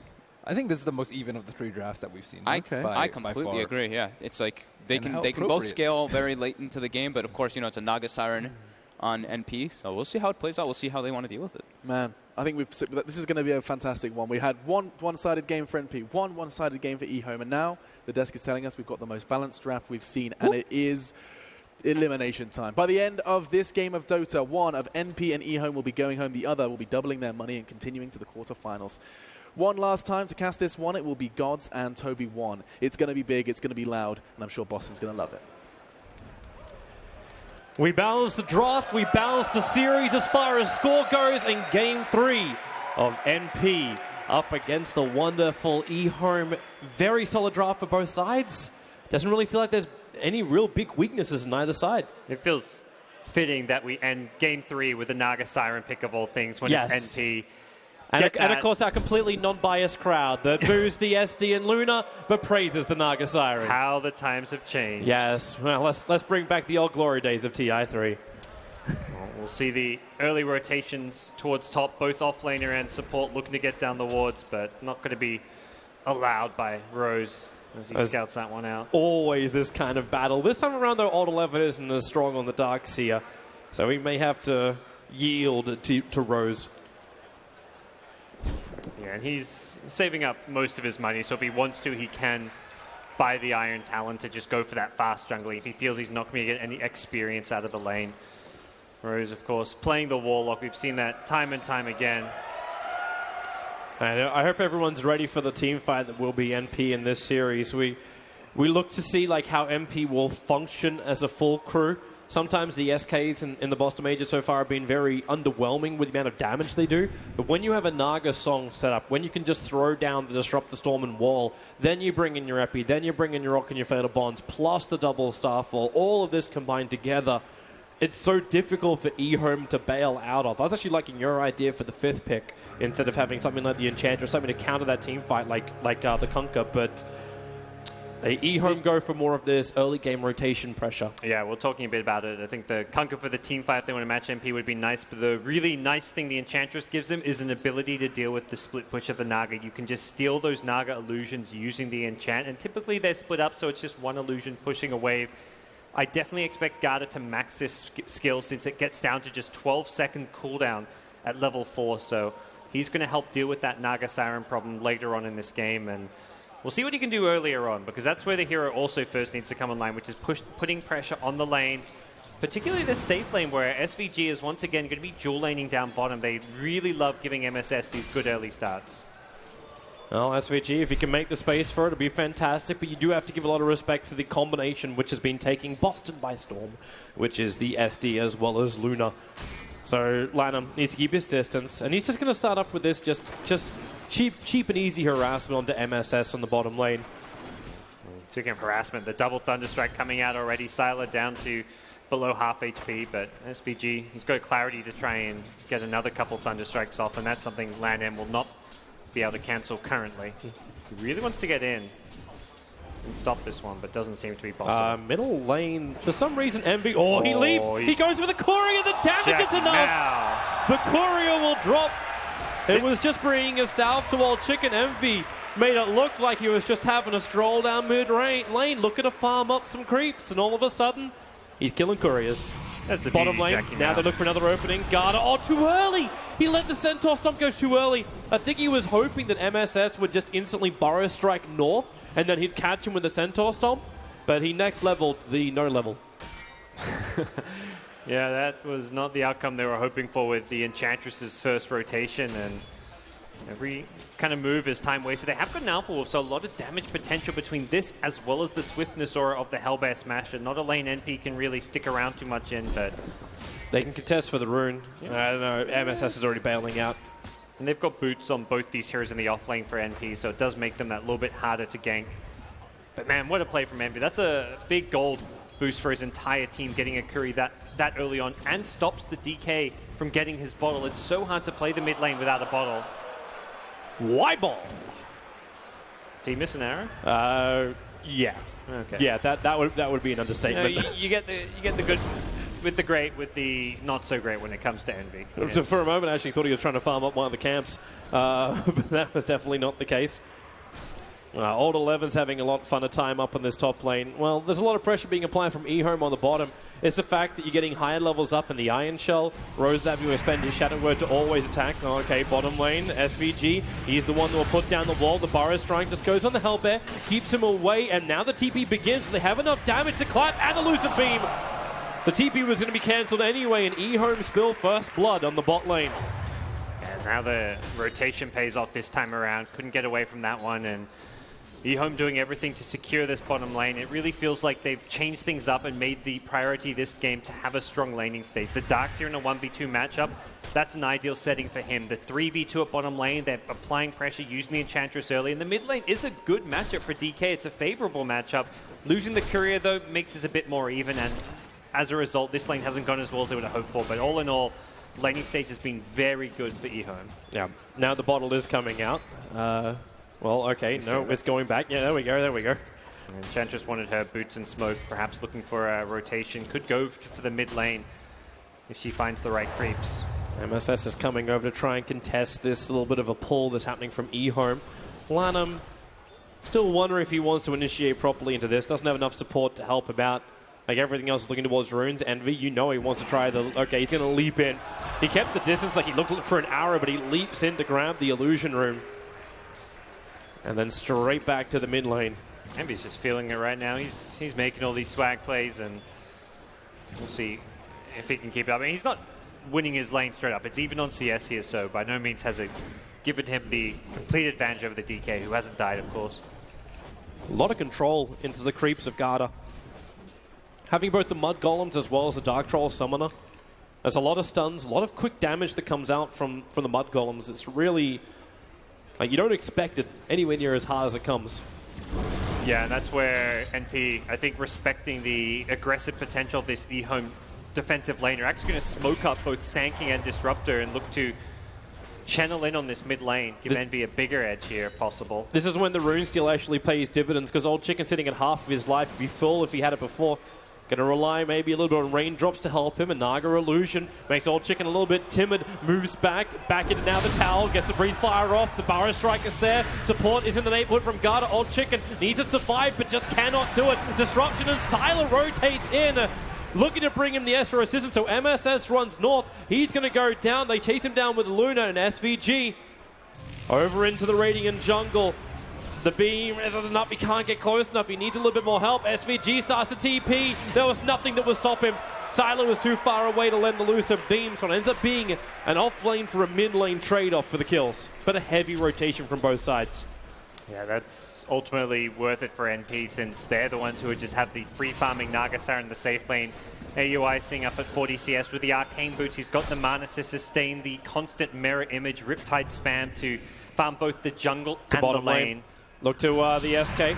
Disruption, catcher, Old Chicken. He's an instant Dragon Tail stun. He's going to get it as well with the Breathe Fire. SK copying so much damage. The amplification still only at level 1 for the catcher. He went for 2 in Disruption. They had no detection there. They really only barely Garda, get that kill. the stun! The arrow from Envy. He threw it from the mid lane. He actually connected. That's a long stun time. And Garda, he's not even here for a warding mission. He'll steal the Centaur. The wall will come up. And he needs to play the distance game. But again, Envy right in the money. Leaps in. And that enchant was caught out at the secret shop. Bottom lane's been pressured very heavily. This way, Garda probably thought he had more space to work with. Yep. Just feels like EHOME aren't getting enough now, with the couple nice rotations coming out from the offlaners to go towards that middle lane. They really need to start pushing some towers and putting pressure onto NP, because Naga is not being beaten in lane. The Darkseer, yes, is getting farmed, but by no means is it coming at the cost of Naga not getting farmed. She is free farming like no other, and this is the biggest concern that EHOME has to deal with right now. And you can see AUI, like, no reason to rush up the Relic. He's still playing in a rather difficult lane against 9 Shell Darkseer. He's got the jungle items, the constant mana, the Iron Talon as well. Now you know exactly what he's looking for next. Like, with 7 minutes in, he's already got all of the, like, Arcanes with the Iron Talon and the PMS. It's a simple maneuver to now go directly for the Radiance. Yep. Uses his Mango with the Arcane Boots to get even more mana out of it. So it's all the like little small efficiency plays coming out from him. But real action is brewing up bottom lane. MP looking to group up a little bit here. It's all about creating space for the Naga, but also shutting down Sylar as much as possible and stopping EHOME from being able to kind of group up, push, and take too many towers in the early game. It's crazy to think that MP are the ones looking to be aggressive before they've got the rock up. Enchantress normally wins in these type of battles just because of the amount of support she can bring into the lane. And here she goes again. MSS will see her as SVG is a little bit further away. So the creeps start with a clap. The Centaur Stomp's there too. Lanham going to put the catcher on him. SVG is going to drop very, very quickly here. One charges will allow him to stay alive. They can't reach him just yet. Even the Glimpse try and drag Lanham back away. Well, that doesn't really work. And the Eclipse from Sylar. SVG starts his TP. MSS. Oh, the Lucid Beam. It reached him just enough. Lanham behind him. But Eternal Envy comes in with a surprise Starfall. At least we'll get some revenge for his fallen teammate, but then manages to slip the arrow between creeps. It's nothing with that. A 2-for-1 trade-off on the bottom. Yeah, a nice move from Envy. He's actually being very impactful here in the early game. From the Courier Snipes to denying DK Runes, now coming towards his bottom lane to at least get a cleanup kill, and every little bit helps as far as making more and more space for AUI as time goes on. AUI was forced to kind of heal up back at base, but he doesn't mind too much. A small bit of downtime for the Naga to heal up can lead to a lot more farm if you go back out to the lanes with full HP, full mana to constantly use those illusions to farm both jungle as well as lane. I was wondering how long it would take for MP to commit more heroes to this top. Darkseer having a very casual move to his mech, and now Lanham, in fact, and Sylar try and predict the rotations. They smoke at the tier 2 tower, so that fresh observer ward down from SVG doesn't see anything. They're smoking up here a bit, like that's as Darkseer's going back to base to heal. Envy. They're coming in close. Disruption. Lanham didn't want him. He saw the support, went for that instead. The arrow is a short range one. Sylar waiting for it. The Lucid Beam is out. SK is low. With the Burrow Strike, they find the kill. The SD Illusions are chasing after MSS. Yeah, but there won't be enough damage to find it. They knew the Sand King was low, so they thought they could two-man smoke kill him. They thought that Sand King was being greedy, trying to farm for his blink on low HP, but NP were up there with a couple different heroes there, because that was a two-man smoke from an SD Luna with no Eclipse. They did not have any way to fight into NP outside of a single hero pickoff, which would have been nice if they could get it, but it wasn't the case. Interesting leap from Envy. He has that on cooldown for a while. I think he was hoping for the 10-minute rune, but Old Chicken was moving up for that. He's lucky it's just a bounty rune, no action rune to work with. Yep.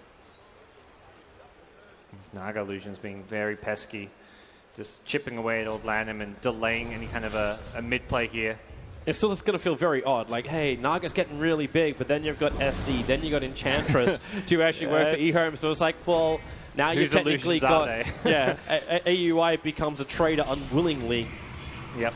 That's a good point. It's one of those things where EHOME won't be shy to go to the super late game as far as having the damage and the carry potential on their side. They will be a bit shy to go into big team fights, because that's where Sand King, I mean, you mentioned the setup from the Song into Epicenter, Burrow Strikes, Warlock Ultimates, Static Storms 11. is scary. Trying to look for SVG. Going to see him go invis at the last second of the Moonlight Shadow. The Iron Shell sticking him out, but now the Burrow Strike into the rock. The damage on Sylar is huge. But he's still got 12 one charges. Glimpse back. Now turns on the Eclipse with the defensive disruption. Allowing him to get the full Eclipse off, but now still on the run out. MSS can't get close enough. Lanham creates the distance and will sacrifice himself, combining up with the rock. Oh, there's your first TP out. And the Warlock does end up going down to us. The Darkseer, who actually ends up killing off the Warlock, and now 11 back into the front row, going after MSS on the top lane, trying to play around this Darkseer wall. Garda low on life, but it's going to be that top lane where it's a triple kill now for old 11. The pressure continually placed from EHOME in the mid. Warlock will end the spree of the Darkseer. Poor Darkseer did such a good job in that team fight and then gets taken out by a Warlock Golem at the end, but old 11 disruption catcher, AUI. Says no fun to everybody. You all have to look tired. This is looking much more like the old 11 from Game 1 on Batrider, making all the big plays for his team, getting a lot of farm. It was a 7-minute Blink Dagger there on Bat. This game around, not playing the initiating type hero, but getting involved in the fights. Has a mech Arcane Boots just 12 minutes in. They missed the Tower Deny at bottom. Lanham kind of vacated that bottom lane as a creep wave swooped in to get the last hit. So MP get a bit more cash out of that one, but as it stands, I think EHOME still have to be concerned. The Naga is getting closer and closer to that relic, #1 on the net worth chart. And this split push threat is going to become very, very real as time goes on. Yeah, I think you said it perfectly a couple of minutes ago, though. Like EHOME as well as MP, they're both happy to take this into the late game. Both teams have so many perks going into the late game. EHOME obviously can turn stuff around. Oh, top lane. Old 11 thought he had an opening charged in. Now SVG puts him in a storm. Does he have enough life? The mech charge is still available for the Darkseer. No surge, just going to back him. Looking for some interruption to slow down the MP attack. Yeah, I'm curious to see if either team feels like, oh, we got to end this fast, or if we're going to see that fallback and pick up some Midases. Like here's like Darkseer Enchantress could theoretically say, all right, let's just go super late game and try beat the Naga, get some Midases. Same thing for NP on heroes like Warlock, Disruptor. You can theoretically justify these Midas pickups. The alternative is you just try and end the game by 20-25 minutes, which is where you want to get all the early game items possible. And that to me is more the EHOME style. As much as they could go late game, use the fact they have the enchant, use the disruption, I feel like there's more EHOME strength where it's just let's play fast, let's beat them before they get the Naga Siren too scary. As it stands, we're going to have towers getting exchanged here. EHOME take the bottom lane where NP just trading that for farm. NP are more just inclined to avoid fights until they have that Radiance. Also importantly, the Song of the Siren still on cooldown from that bottom fight. So if they want to try set up some kind of big engagement around the Sand King, the Warlock ultimates, the Static Storm, they've got to wait for 50 seconds before AUI has that sleep again. But mid lane, it's EHOME. They've smoked up. They're seeing behind Old Chicken here, looking to fight around him. Whether or not NP will take the bait's another matter. It looks like EHOME just going to force things here by chipping away at the tier 2 tower. Top lane, Old 11. 11's got friends that will stay with him. Puts on the wall, and MSS has to hide inside the sandstorm. Odd 11 knows he doesn't have a kill here until support arrives. It's AUI, MSS so low. Odd 11 trying to burn him down with the Iron Shell. Odd 11 finds the kill. Straight trade-off at the end of the day. A lot of support rotations in, but it's EHOME who now create more space in the mid lane. Pushing in MP. They'll even leave an extra present of Luna behind. Well, they're not going to be able to break through, but they will kind of scare NP a bit, bring them back, and take a lot of map control. Both mid lane and bottom lane now missing their tier 2 towers makes it very easy for EHOME to secure Roshan if they want, and they are looking to threaten to at least chip away at this tier 3 tower. They want Naga to ideally TP back. They don't have to force the fight, but they just want to try and limit what Naga's doing on the map. Fortunately, they don't feel too safe in sticking around and will back off to farm the other lanes. Oh, we've got a couple of teams watching from the audience. That's the boys. That's Ad Finum sitting at the back there. So say hello, everybody. Say hello. Wonderful to have the team still sticking around watching a whole bunch of games, of course. Big matches still to come up later today, and I think those boys just got off a signing session too. Yeah, they'll be taking on Newbie in a very exciting first round encounter. But they've got to wait for this one to finish. EHOME and NP going the distance, and we talked about how these are teams prone for the long games, and with the Naga Siren hitting that 16-minute Radiance timing, it's feeling like NP have the tools they need to take it into the late game and not collapse in the early game and see any kind of a successful high ground push just yet from EHOME. Give it time, man. Give it time. Maybe 40 minutes. Then will be a time for that high ground push. Radiance is now done, so it took 16 minutes, but AUI has completed it. It's scary. You try and group up as 5 to push high ground into the team fight. MP is not all about the split push. They're much more about the team fight at certain points of the game.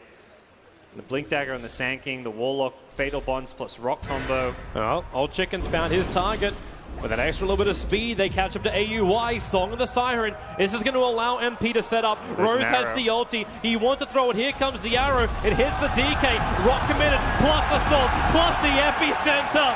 Overkill is not in MP's vocabulary. They are just sending a message to EHOME for the next fights. Just remember what we can do. That is everything we can do. I guess the scary thing is if EHOME now push forward while those spells are on cooldown, but take another look here. They just did not have the damage. Very overzealous attempt on a kill on a Naga Siren with just those 2 heroes. If they had like a third hero with some good damage output, like a Luna Eclipse, yeah, it's a possible kill. But without that third hero, they weren't even close to killing AUI.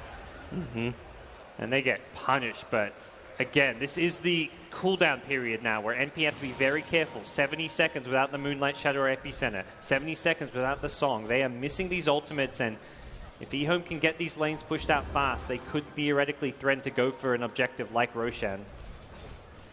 But Naga Illusion's just so effective at keeping everything pushed out that it doesn't even look like EHOME are going to get an opportunity to do that. No, they have to wait. They have to wait for the right time. NP, again, they go on this hunt with the Aghanim Scepter on Envy. You do have that big burst, but okay, EHOME, they're still going to do it. They're underneath MP. No big ultimates. They are going in.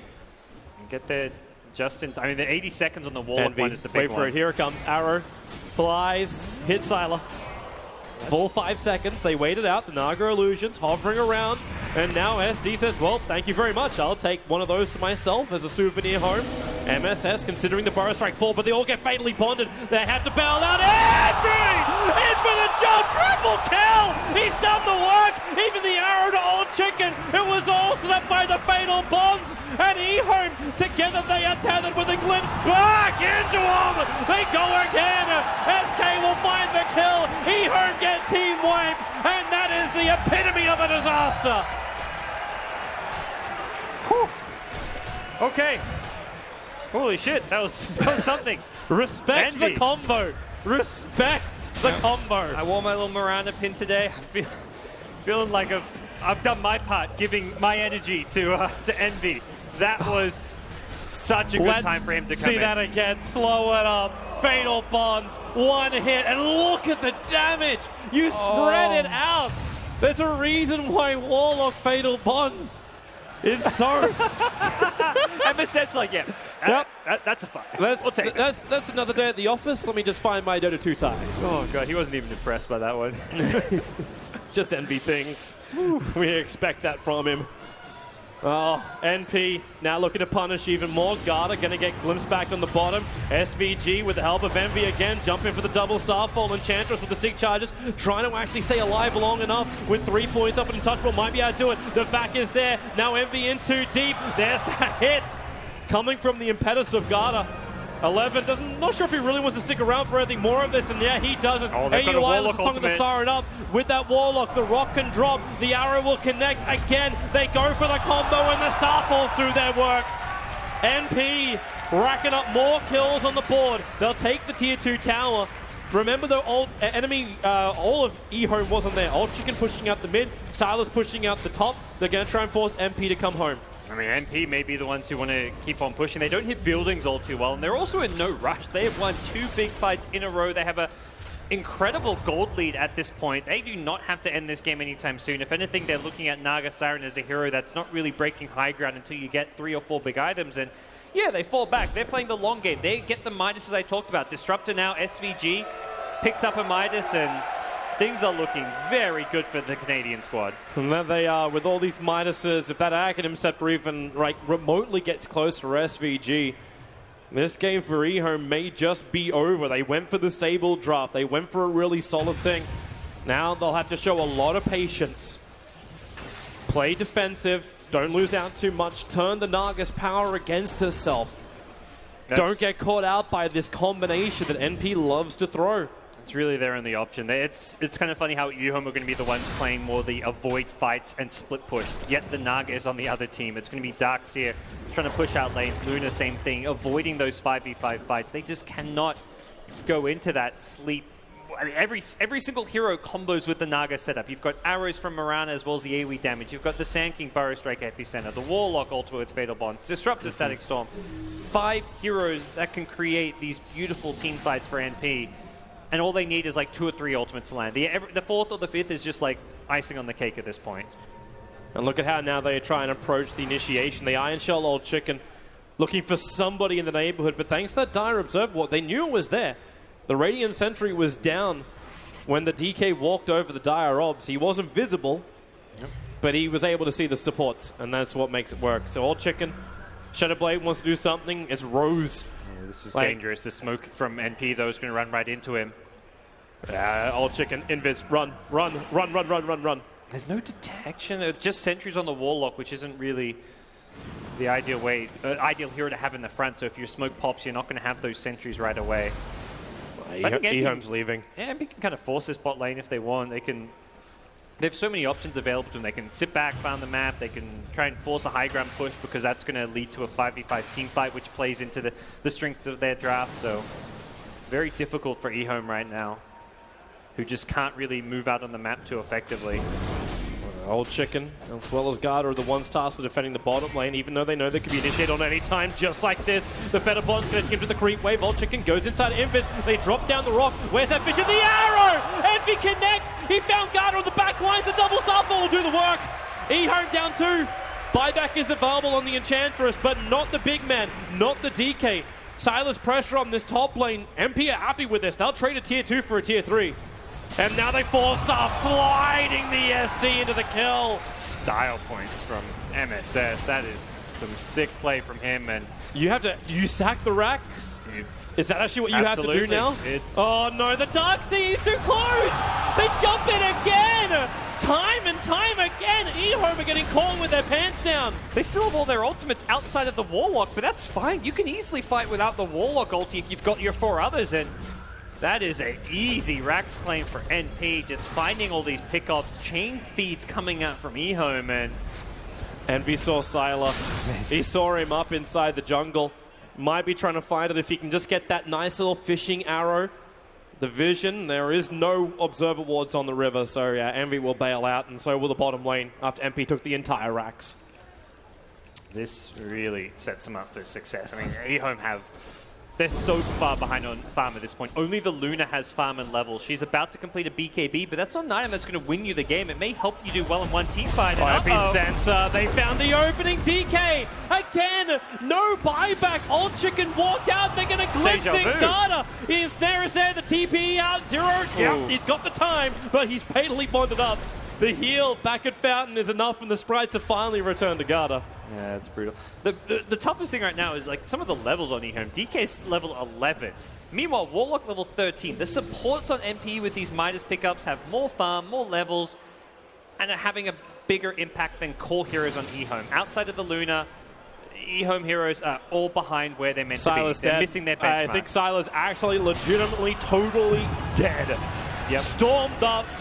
Quick rotation. MP knew exactly what they want. They smoked the second after the fight. And again, EHOME are down a core with no buyback. His BKB's on the courier. He didn't pick it up. He didn't have it there. And at least MP don't know this, so they may not force the issue. Yeah, I mean, again, they don't need to force the issue. This is one of those games where even if they, let's say, theoretically could have taken Raxed because there's no buyback for one, NP don't know that. They're afraid of a Luna buyback with a DK initiation, catching them by surprise and winning a team fight. For NP, it's like, we're so far ahead, let's take another Roche, let's take these last outer towers, let's get some more wards down, let's buy a gem.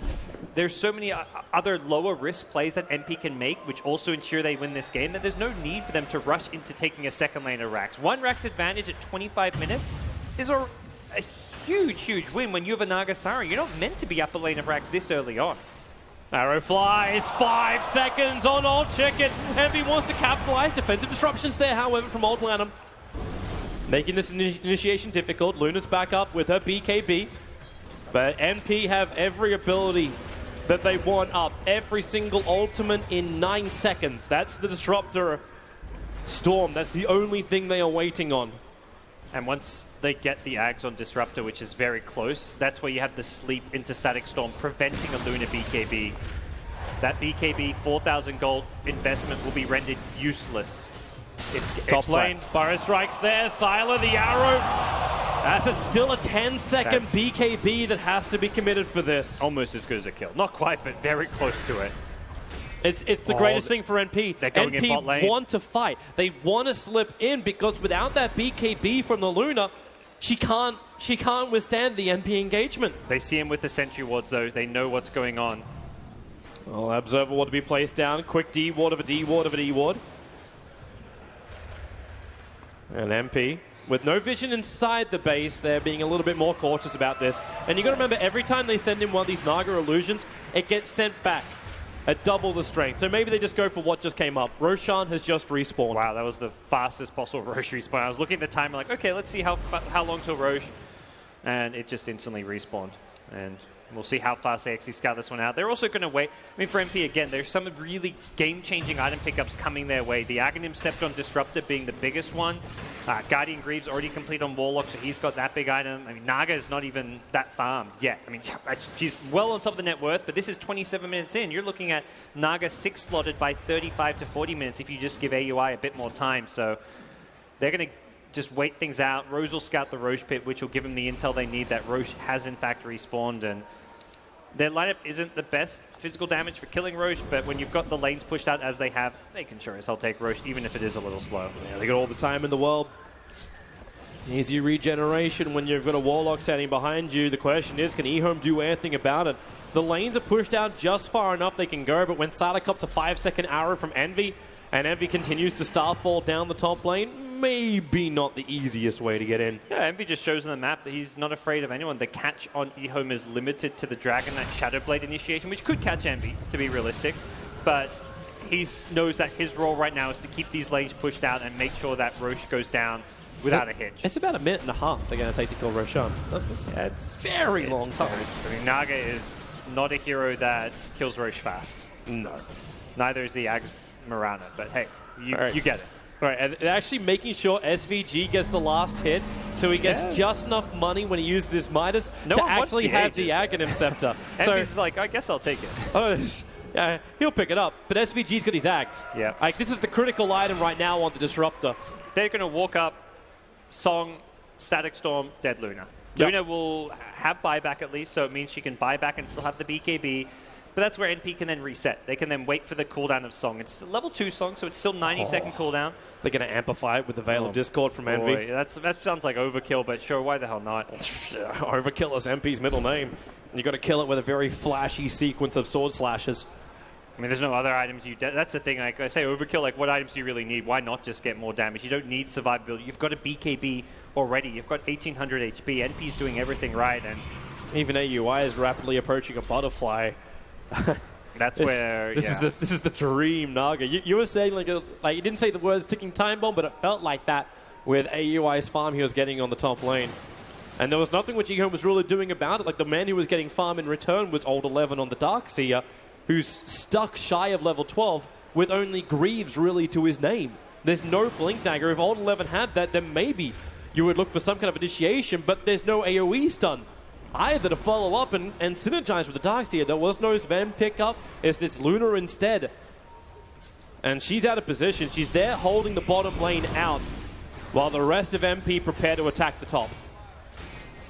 Have to find some way to initiate, but it's so hard. It's like a losing battle when you think of the team fight that NP have, and EHOME are so limited in their options. They don't have a BKB on the Dragon Knight, which makes him incredibly squishy to the magic damage AoE combos coming out from NP. It's only Luna on the front lines, who also doesn't have level 16 Where yet. are you going, DK? He knows he's got vision. Thanks to the Observer Ward. Okay, he's just coming out just to kill the Dire Observer Ward. Sure. That was sitting on the hillside. But NP, at least Shadow Blaze down. That item's been effective for a DK. As they'll leap away. Just a little bit of chip only. They have scouted out the Ags on Disruptor as well, importantly. But whether or not...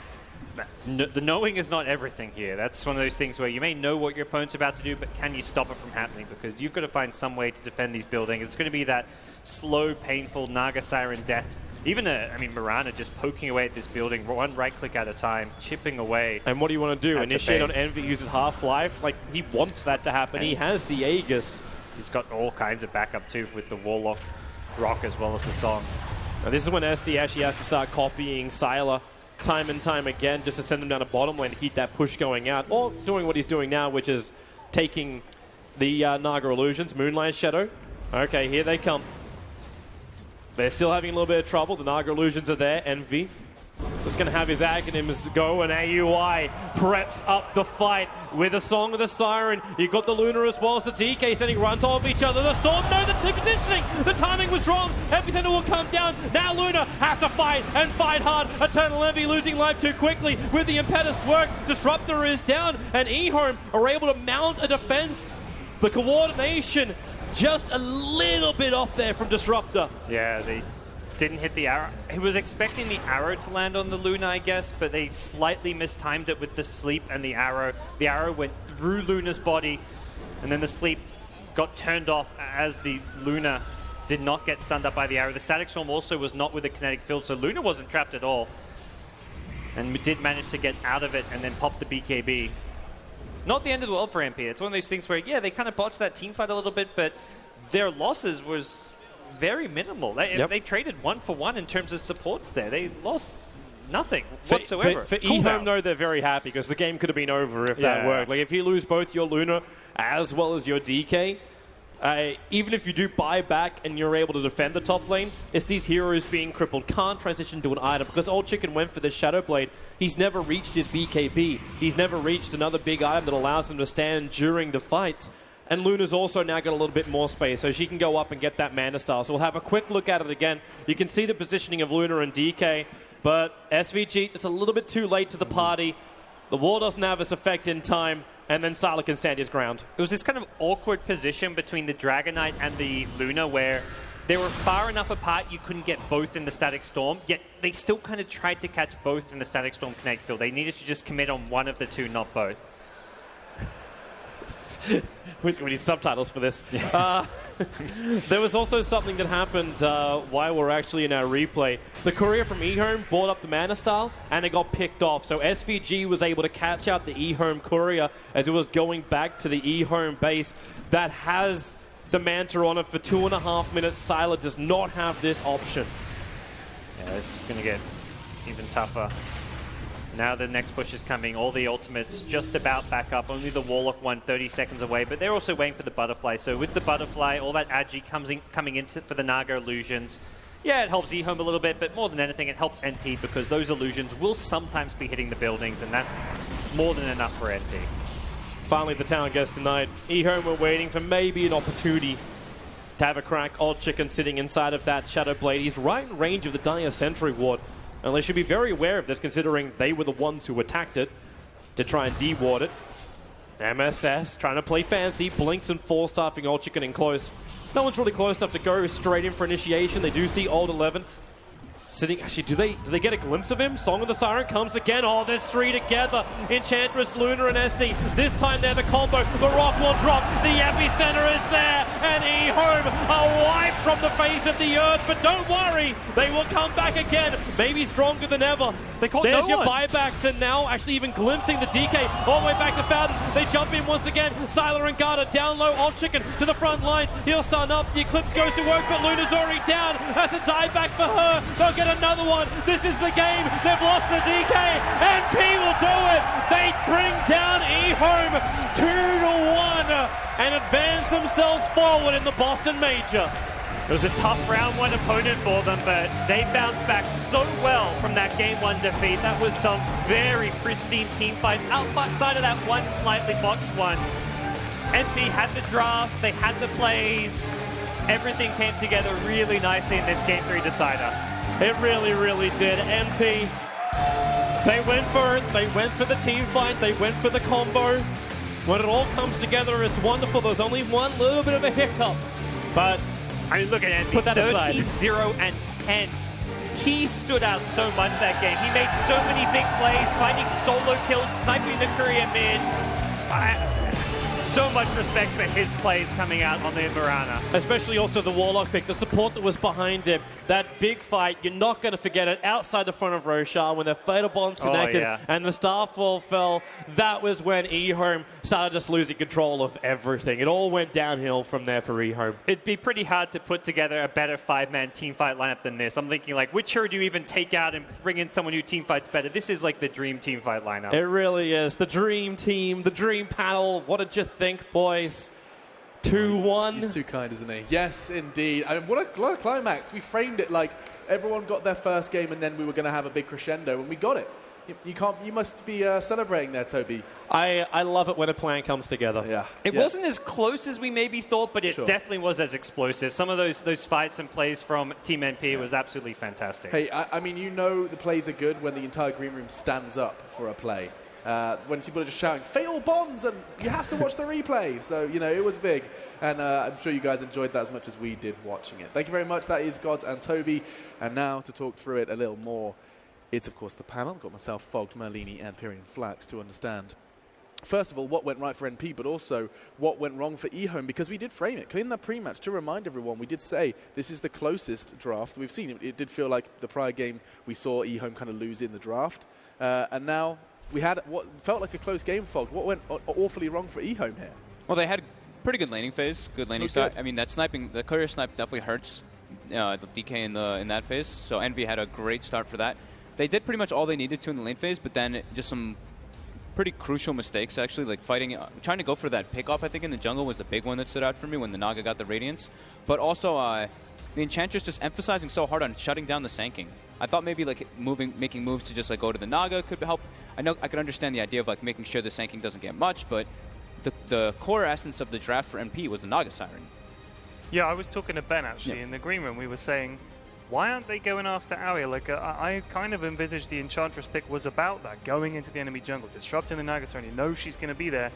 But yeah, they've really focused on MSS, shut down the MSS, I guess they thought, and will win. But Aoi had so much farm early on. He was leading the way and just became a massive problem. But who do you think turned the game around for these lads? It was Envy. Yes. It was Envy, boys. This guy had a fantastic game. You know that's the thing. You know sometimes Envy's going to do it. He's just going to turn up and deliver. This is when you could see NP's.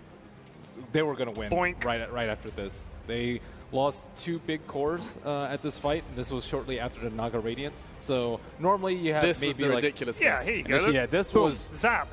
This was all kind of happened because of the last fight. They were like, okay, we can probably take Roche because there's no song up, and then they get Fatal Bonds and just massacred by the Starstorm. But they were just way too farmed, and their window to push was just almost non-existent in this game, I want to say. Normally you have a pretty good window to seed before Naga gets too big, but as you mentioned, the Enchantress pick, we didn't really feel like it brought EHOME's draft together that well. Like, there's some minor benefits to her abilities versus like the Naga perhaps, but overall, yeah, the game plan was centered around the Naga. A lot of teams first ban Naga versus the NP because they do run it as a support, and EHOME, that was a folly in their draft. I mean, when we are sitting there reflecting upon the scores and the doors, and you see that in both Mirana and Mega Siren did not concede a single death in that series, you can't help but feel that EHOME were not applying the pressure where they needed to. And just so many sleep combos. Like, how many times did heroes die? And then now that they finally have they have BKBs, they can actually maybe do something in the fight. But it's just super easy. Look at this 3-man static storm kinetic field on heroes. Drop the rock, there's the epicenter, and everyone just dies. It's just great combos. Really, really good plays. Yeah. MP's draft really made a lot of sense. Compare that to the game that they lost where it kind of didn't. I feel like, if they can get that working, I mean, I don't understand. Still don't understand why did EHOME let them take Naga Siren? It felt like such a good pick for them. Right. I just don't fully understand it.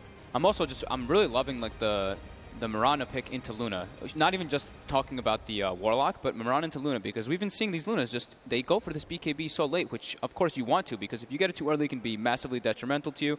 So picking this Mirana, it just gives you so much burst potential, and it's just like, okay, this Luna's at half HP. If he pops BKB, he's at half HP already. I just love that type of approach toward it. Yeah, even in that big Roshan fight, he was the one. Envy's the one that arrowed the Luna to get her to half so that she died. Like, he just made so many things happen for him. Yeah, he had a great game. Yeah, Aoi was a very influential part as well. We saw so much stuff with him on that Naga Siren. We're actually going to see him with Slacks right now on stage. Get to hear from the man himself. We've got to play his favorite hero to win the Battle of Survival here in Boston. Ladies and gentlemen, the crowd is going crazy for the man, Aoi 2000, the first person to have 3 games in a series. How did you do it, man? How did you guys survive? I don't think we've ever won 2-0 before because we always throw a game. So it was just like, if we're going to win, it's going to be 2-1. Absolutely. So this is not your first time going up against EHOME. You guys beat them at the Canada LAN, you beat them at the Summit, and you beat them here. I mean, what do you think about the team? And were you surprised they took a game off you? I guess not, huh? I'm not really surprised they took a game off us. Like, they're a pretty good team. They always win versus a lot of our teams, but I think we have their number because something we do is good against them, I guess, or they get like, after you lose 2 lands to someone in a row, sometimes like you have a mental disadvantage, like when we lose to Wing 06. So like, you just like you go into this next series, you're like, oh man, these guys have a right beat us, and your strats sort of go away, and you don't play to your full potential. All right, I want to talk about the amazing combos that you guys had, right? The Warlocks, Fatal Bonds, and the Mirana. You weren't even part of that. So what does that feel like to be the farming carry, see everybody die, and just be like, There's nothing greater as a carry player to see your team be like, it's okay, man, just go farm. We got this game. I'm just like chilling, you know? Some good shit. yeah, good stuff, good stuff. Woo! All right. Now, I've asked you this before, but I want people to know the true darkness of Howie 2000. Most people, they assume that Naga Sirens players, they hate it, they are bored. Tell me what it's like for you to play Naga. It's like, what do you call it, like a scale. Like, as the enemy's misery goes up, so does my happiness. So when I play Naga Siren, it's like, it's up there. My happiness is going up, man. And that's at the cost of your teammates, too, as well? I don't know, because like sometimes they can feed off their misery too, right? Because like my teammates aren't as miserable as them. Like there's still like 9 unhappy players and 1 happy Naga, but it's like 5 super unhappy, 4 a little unhappy, and 1 super happy. So it's not too bad. Yeah, not too bad at all. Well, he certainly does seem happy here at the Major, and we'll check in with him and NP again. Congratulations one more time, and we'll be seeing more from Team NP. Lovely stuff. That was Aoi there, comparing his Naga Siren pick quite appropriately as a scale. And it is indeed a comparison that we have seen time and time again on the panel, suggesting that it is not necessarily the most popular of choices for the draft. I completely sympathize with what he said. I was like, I love playing Naga. It's just such a good feeling making everyone else miserable in the game. Because you're in full control as a carry. Normally you're not in that full control, but as Naga Siren you just feel like omnipotent in the I wish we could show great. Ted's face. It's great. I like it, Ted. Disgusting. I like it, Ted. Disgusting. Disgusting. It's a I would team say the same game. thing. It's a team game, and here you are playing. I'm playing. I'm sorry, I win the game. You guys can just run around. I mean, I'm glad. You're just sour that EHOME lost. I'm glad. No, I'm not. MP played well. I don't want to take anything away from them. I'm glad that the rest of the team got to do some awesome stuff. So at least they had fun. I've had it before plenty of times, but the rest of the team, you can't do anything. You just wait for Naga Siren to win the game for you. So at least they got to go and do some awesome But Mirana, they used a sleep Fatal setup. Bonds. Yeah, that was backflips sick. The game was over by that point. Come on. There was a lot. It was just a big kind of clusterfuck, right? When you had like the disruptor coming in, you had the rock dropping. It was just it's a feast for the eyes, absolutely. And you know what? The scoreboard actually is a feast for the eyes as well. You'll see the big numbers. This is a treat for you. 13 for Mirana and not a single death next to Eternal Envy's name. That's a big one. And 20 assists alongside the... I've lost myself in my ears. Can you hear me? I can't hear Alex. You can't hear me. Did I not? Fantastic. There you go. Try plugging him in. Hello? Speak. Did we lose you? And we've lost Alex. We've lost Alex. Well, anyway. Who cares? We don't need him. Fantastic. That's it. That's the kind of performance you need if Envy's going to turn up. You need him to keep doing that, I think. You need to keep having a big Envy performance. He's a confidence kind of player. And, He owned. He did. He absolutely really destroyed. hard. And you could look, Old Chicken, 1 kill. Sylar, 2 kills. There's Envy with 13. I just think overall, like NP had an incredible result in this game. Like they played super well. Like their reactions to the movement from their team just was perfect. From EHOME, like they would just instantly react. Like as soon as they saw somebody making the move, you saw like 3 or 4 TPs coming, and they helped their buddy out. So I just love to see that. Like in comparison to the first game, the development of how they became more of a unit in the next two games coming up. So I'm just really excited to see how that develops into the next days once they play other teams. Do you think that's a change in their attitude and their approach, or do you think it's the draft that enabled that? Like, do you think the change in the draft, giving players almost their comfort heroes, giving Envy a hero and just saying, do you know what, we'll let Aoi go and farm, we'll let Aoi go and just Naga Siren it up, but we're going to put you on Mirana, we're going to have heroes around you who can help you out, you just focus on doing you. Do you think that helped? It's probably both. Like everybody's just like, wow, we're winning fights without our Naga. Like we're playing heroes that we like to play, and we have a Naga on our team. Like you said, they might be a little bit miserable, but they have a little bit that's they're like, we have the Naga. We're gonna win this game. We're owning without really needing him too much to be involved. Ben, what do you think about the Enchantress pick? Do you think this Enchantress pick was like? We kind of thought the idea was to go and mess with the Naga Siren. It didn't happen. Was that something about the way MP played against it, or do you think that was just that was not what they were going to use it for? What was the deal with Enchantress? I talked to Vogt about it. We just thought it was a little weak because Mirana can, if you try and pressure mid, she'll just air the creep and it's free XP and gold for her. Yep. And also she just doesn't seem that strong. She does not have that much HP. Like you can steal a Naga illusion later. We kind of discussed that too, but it's still weak. Like you can't actually kill the Naga. Yeah, unless you pressure her early. And which you yeah, mentioned. they could have pressured her early, but they were still like on a, I guess, a kind of a timing window. We said like by like 40 minutes, that's when they can hit like critical. They can hit like critical mass. Of course, the DK can get like a Mjolnir and be able to scare a bit harder first that, but inevitably versus a Naga Siren, you get kind of put in a position where you're like, we don't want to take it to that stage.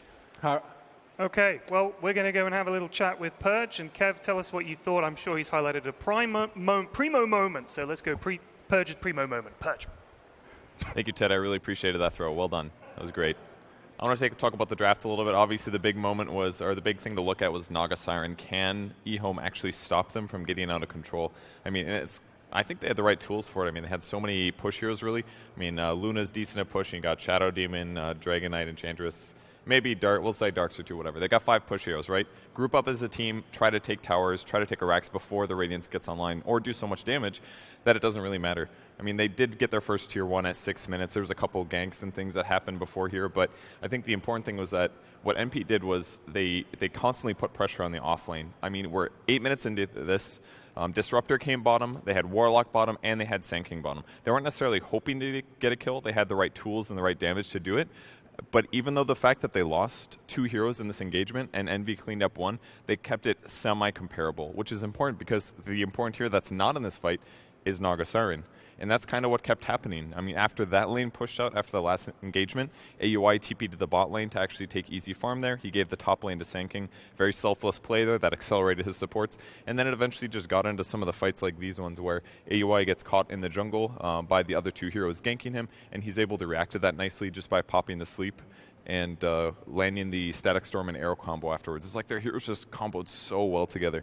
And ultimately, they had the right heroes once they had Radiance. Once they had Radiance, the game was just over because they could force people to fight repeatedly using Glimpse. And even when things go bad, pop Song, set up another combo with another set of heroes. This was really like the 5 heroes that I feel like NP pick all the time, and they played it perfectly this game.